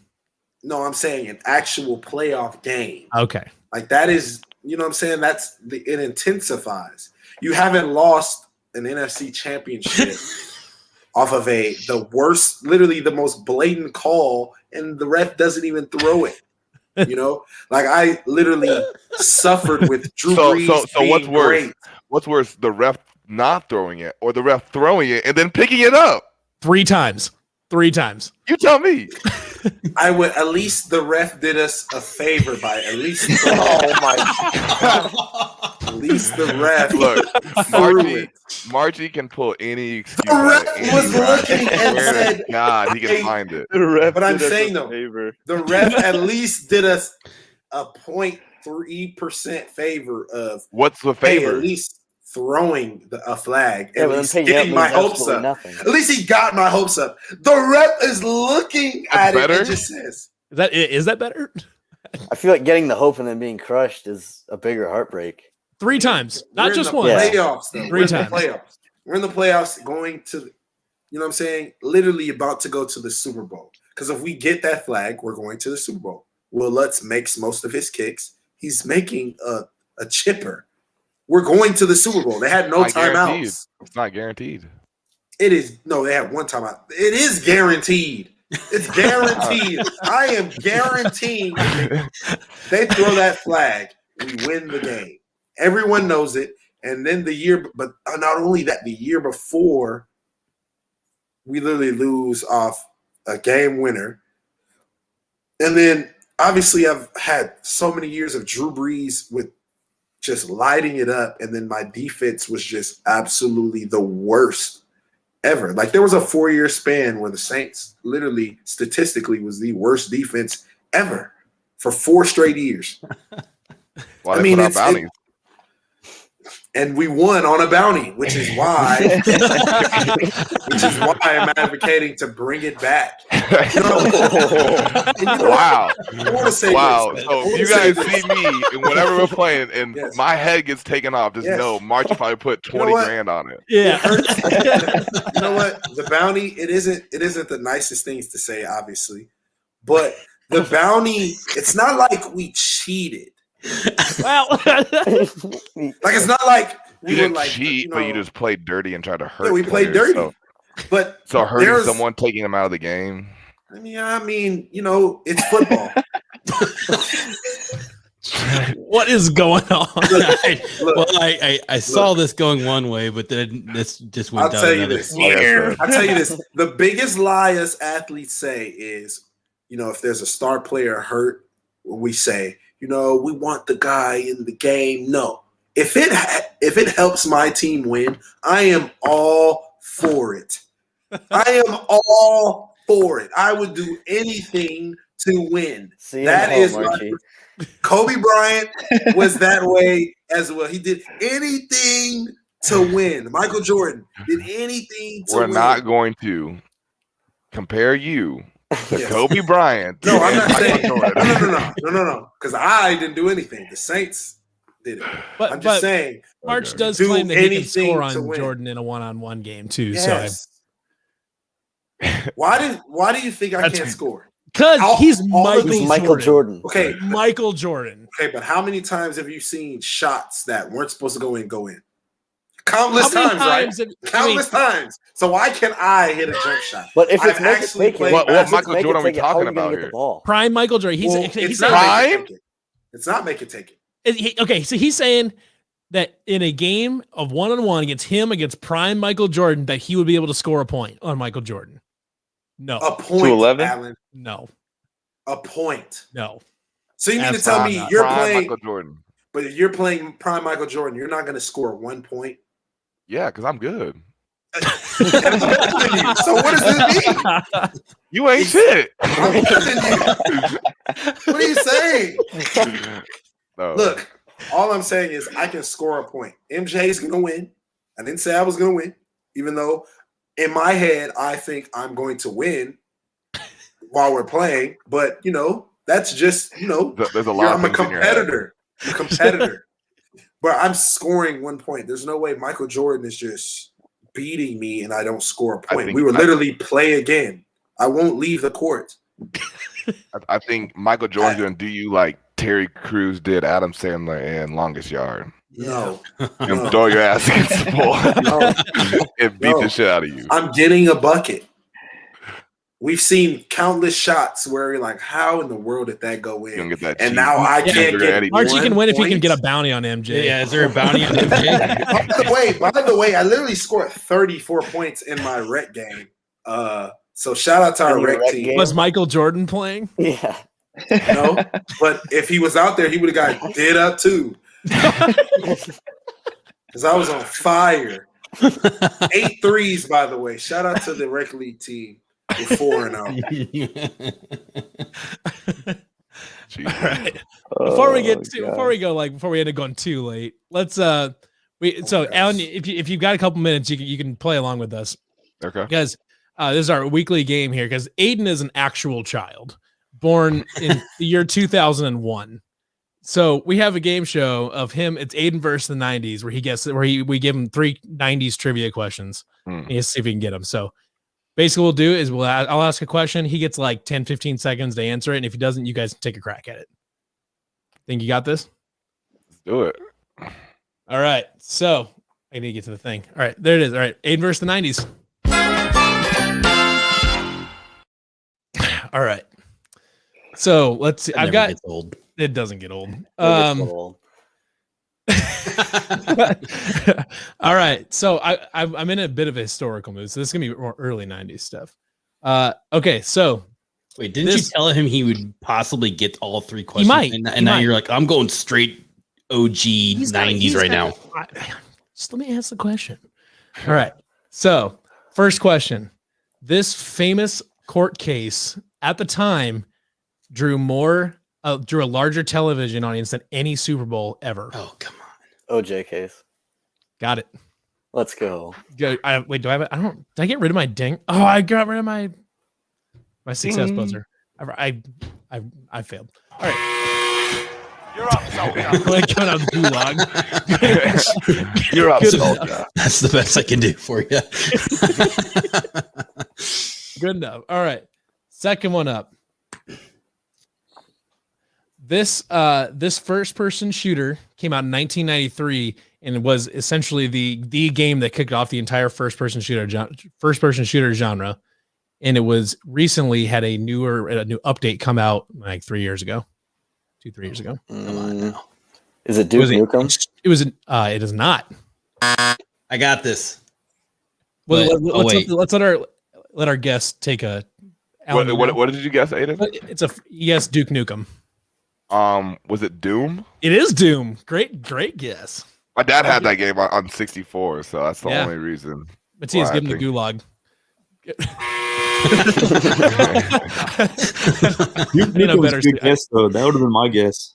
Yep. Well, see, I probably had a good ding buzzer for somebody who answered something correctly, but it got replaced by Josh's intro song. Feel free to just play that whenever I get that. Yeah, you could just play that. Yeah. All right. So, last question for Aiden versus the 90s. This is an actual history question. So this world power was officially dissolved on December 26, 1991. Soviet Russia, USSR. Okay, I'll give you the second one. Yes, the Soviet Union. I'm about to say I knew that one. Surprisingly. All right. Here you go. Hey, no, let's not get to talk about school with Margie. Hey, we can get in a rabbit hole. I like this segment though. This is probably y'all should do a Marchie versus technology. Someone actually suggested. Yeah, we've got Aiden versus 90s. Now we do need to do one that's like Marchie versus technology. Yeah, there you go, right there. I don't know what the questions would be. What we're gonna do though is we'll have you start up your laptop and we'll see if you can we'll see how much stuff you can do before your laptop starts up. Since he's got the GoPro, we could literally videotape him working for Geek Squad for one day at Best Buy, and he answers every single phone call. He has to help him through it. Or no. He just puts on like the Geek Squad uniform and walks around the floor. So people come up to him asking questions, and he's got to answer. He's got to answer them. That'd be lit. I'd be like, what is that again? Now we should do March versus fried chicken. March versus MJ. Just keep that debate going. March versus MJ. I don't know. We should do a March where I have to try a different food. Yes. Each week. March is and Munchies. I give my Marchie's Munchies. Marchie's And I Munchies give is my I guess my notes. You give us a food review or something. We're gonna send you to B. I got the juice. You got the food. Yeah, he's got juice and you got food. That's gonna work. We can get a whole little duo thing going. Yeah, we can do a channel. Let's talk about it. Let's work. All right. That was Aiden versus the 90s. Terrible picture, Aiden, by the way. Precisely why I picked that picture. Yeah. Marchie, stop with the pictures. Hey, I have no shame in my pictures. They're all out there. Right. I'll pull them up right now. All of my pictures are out there. There's some for bad the world ones. to see. There's some bad. There are some bad ones. The little one, the one when you're sitting down, like taking your whatever picture at Walgreens. You're a little kid. You're in a suit with your big ass ears. Oh yeah. When your parents take you. Yeah, I was probably at Walmart or at the Walgreens, mall or something. CVS. Yeah, something like that. That's a classic picture. Back in the day, it's a classic. I will pull that up actually if I have it in my phone. I know it's somewhere deep in mine. I haven't seen it in a long time. Try not. I know I haven't. I was cute, man. What are you talking about? What happened? I was like, I don't even remember how old I was. I was probably like 3 or 4. I think your head stayed the same size. Yep. Classic. There you go. Little Marchie. The Dawn. All right. You guys got any more questions for Alan? Take it easy on my Bears this upcoming season, please. Thank you. That's all I got. Can't promise that. Can't promise. I haven't lost the NFC North game yet, so I'm planning on keeping that streak alive. Are you guys like speaking of NFC North? I see Mr. Adam Thielen has opened his mouth and has started bashing old Lambeau Field here recently. Did he? Yeah, he said something about how it was just basically a dump and had bleacher seatings, and it wasn't anything like he has. Which I mean, they just built their stadium like 3 years ago, so yeah, brand new stadium. Yeah, yeah, it's gonna look a little bit nicer. It's got a roof. No, Lambeau's actually nice to me, like the setup, especially I think like inside the stadium.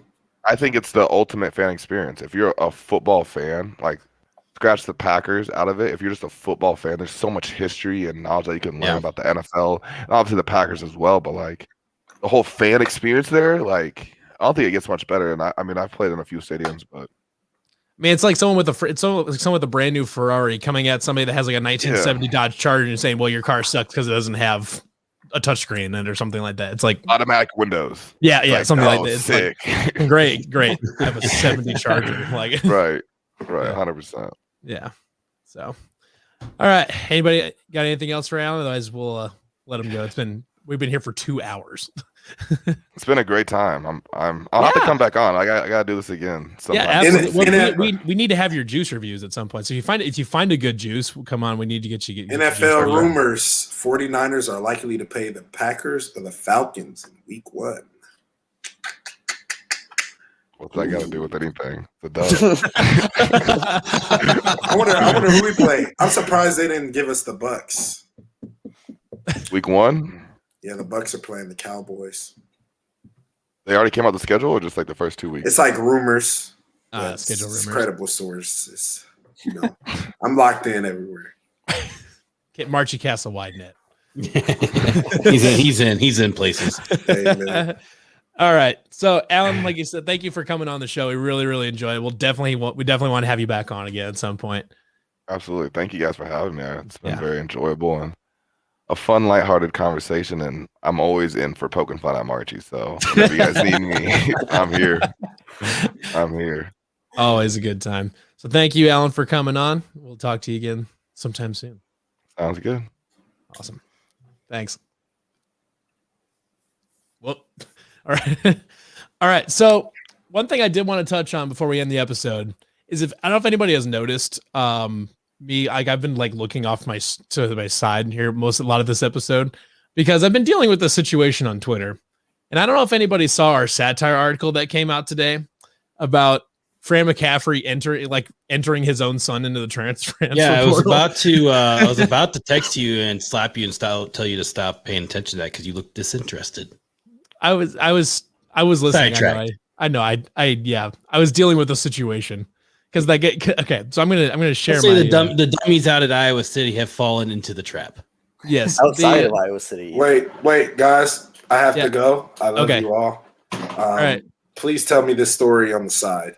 We'll do that. And I just saw the article and I was trying to figure out what it even meant. But yeah, we can talk about it on the side. All right. So, but anyways, bye, March. March. See you. Yeah, I read that today. I got a good kick out of it.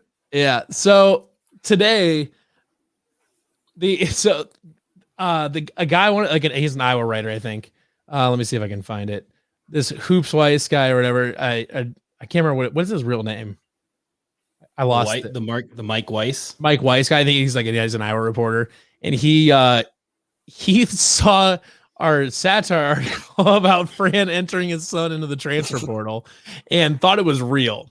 So earlier, about 8:20, while we were recording this, I got an email from the University of Iowa that said that basically they saw it and they said, well, we don't like this very much. It says, writing you this evening in regards to your post, nothing in this article is factual, and Coach Fran McCaffrey and a number of others in this post have a defamation case for written libel. Browsing your website, there are factual posts, so to include this is reckless and unprofessional. Publishing fictitious quotes from Fran McCaffrey, CJ Frederick, and Gary Bart is not amusing and something we take seriously. We ask that you remove this post as we plan on consulting with our general counsel's office about our next steps. Big fart noise. Because the article, now I will say I did add this part after I got the email, but this tag goes on the top, which says this is satire, which means it isn't real right there. That goes on the top of all of our satire posts for a very specific reason. It is to inform people that this article is satire and definitely not real. But also the text of the article, if you read it, is so obviously fake. It's so ridiculous it couldn't possibly be real. And but the University of Iowa has fallen for it pretty hard. And yeah, that was the funny thing is the guy Matt Weitzel, who has the athletic communications director, right? Like people who read our stuff on our website are actually like tagging him in tweets, like basically calling him an idiot. Well, that was funny too, because it's like a whole bunch of Iowa fans were chiming in. It's like, this is hilarious. Like, I can't believe Iowa's being dumb. So like this guy right here, this PVGIO, I messed it up. Hold on one second. I was on the wrong screen. All right, there we go. So this guy right here has been a commenter on Blackheart Gold Pants for a long time. He is a deep, deep Iowa fan. I mean, I think he's actually, he's part of Go Iowa Awesome with that site, which is kind of where all the old Blackheart Gold Pants guys went. Yep. Remember, that's a deep Iowa site. And he even says, like, I hope that he calls me like direct hit and stuff like that. So like even the Iowa fans are like, wow, this guy's an idiot.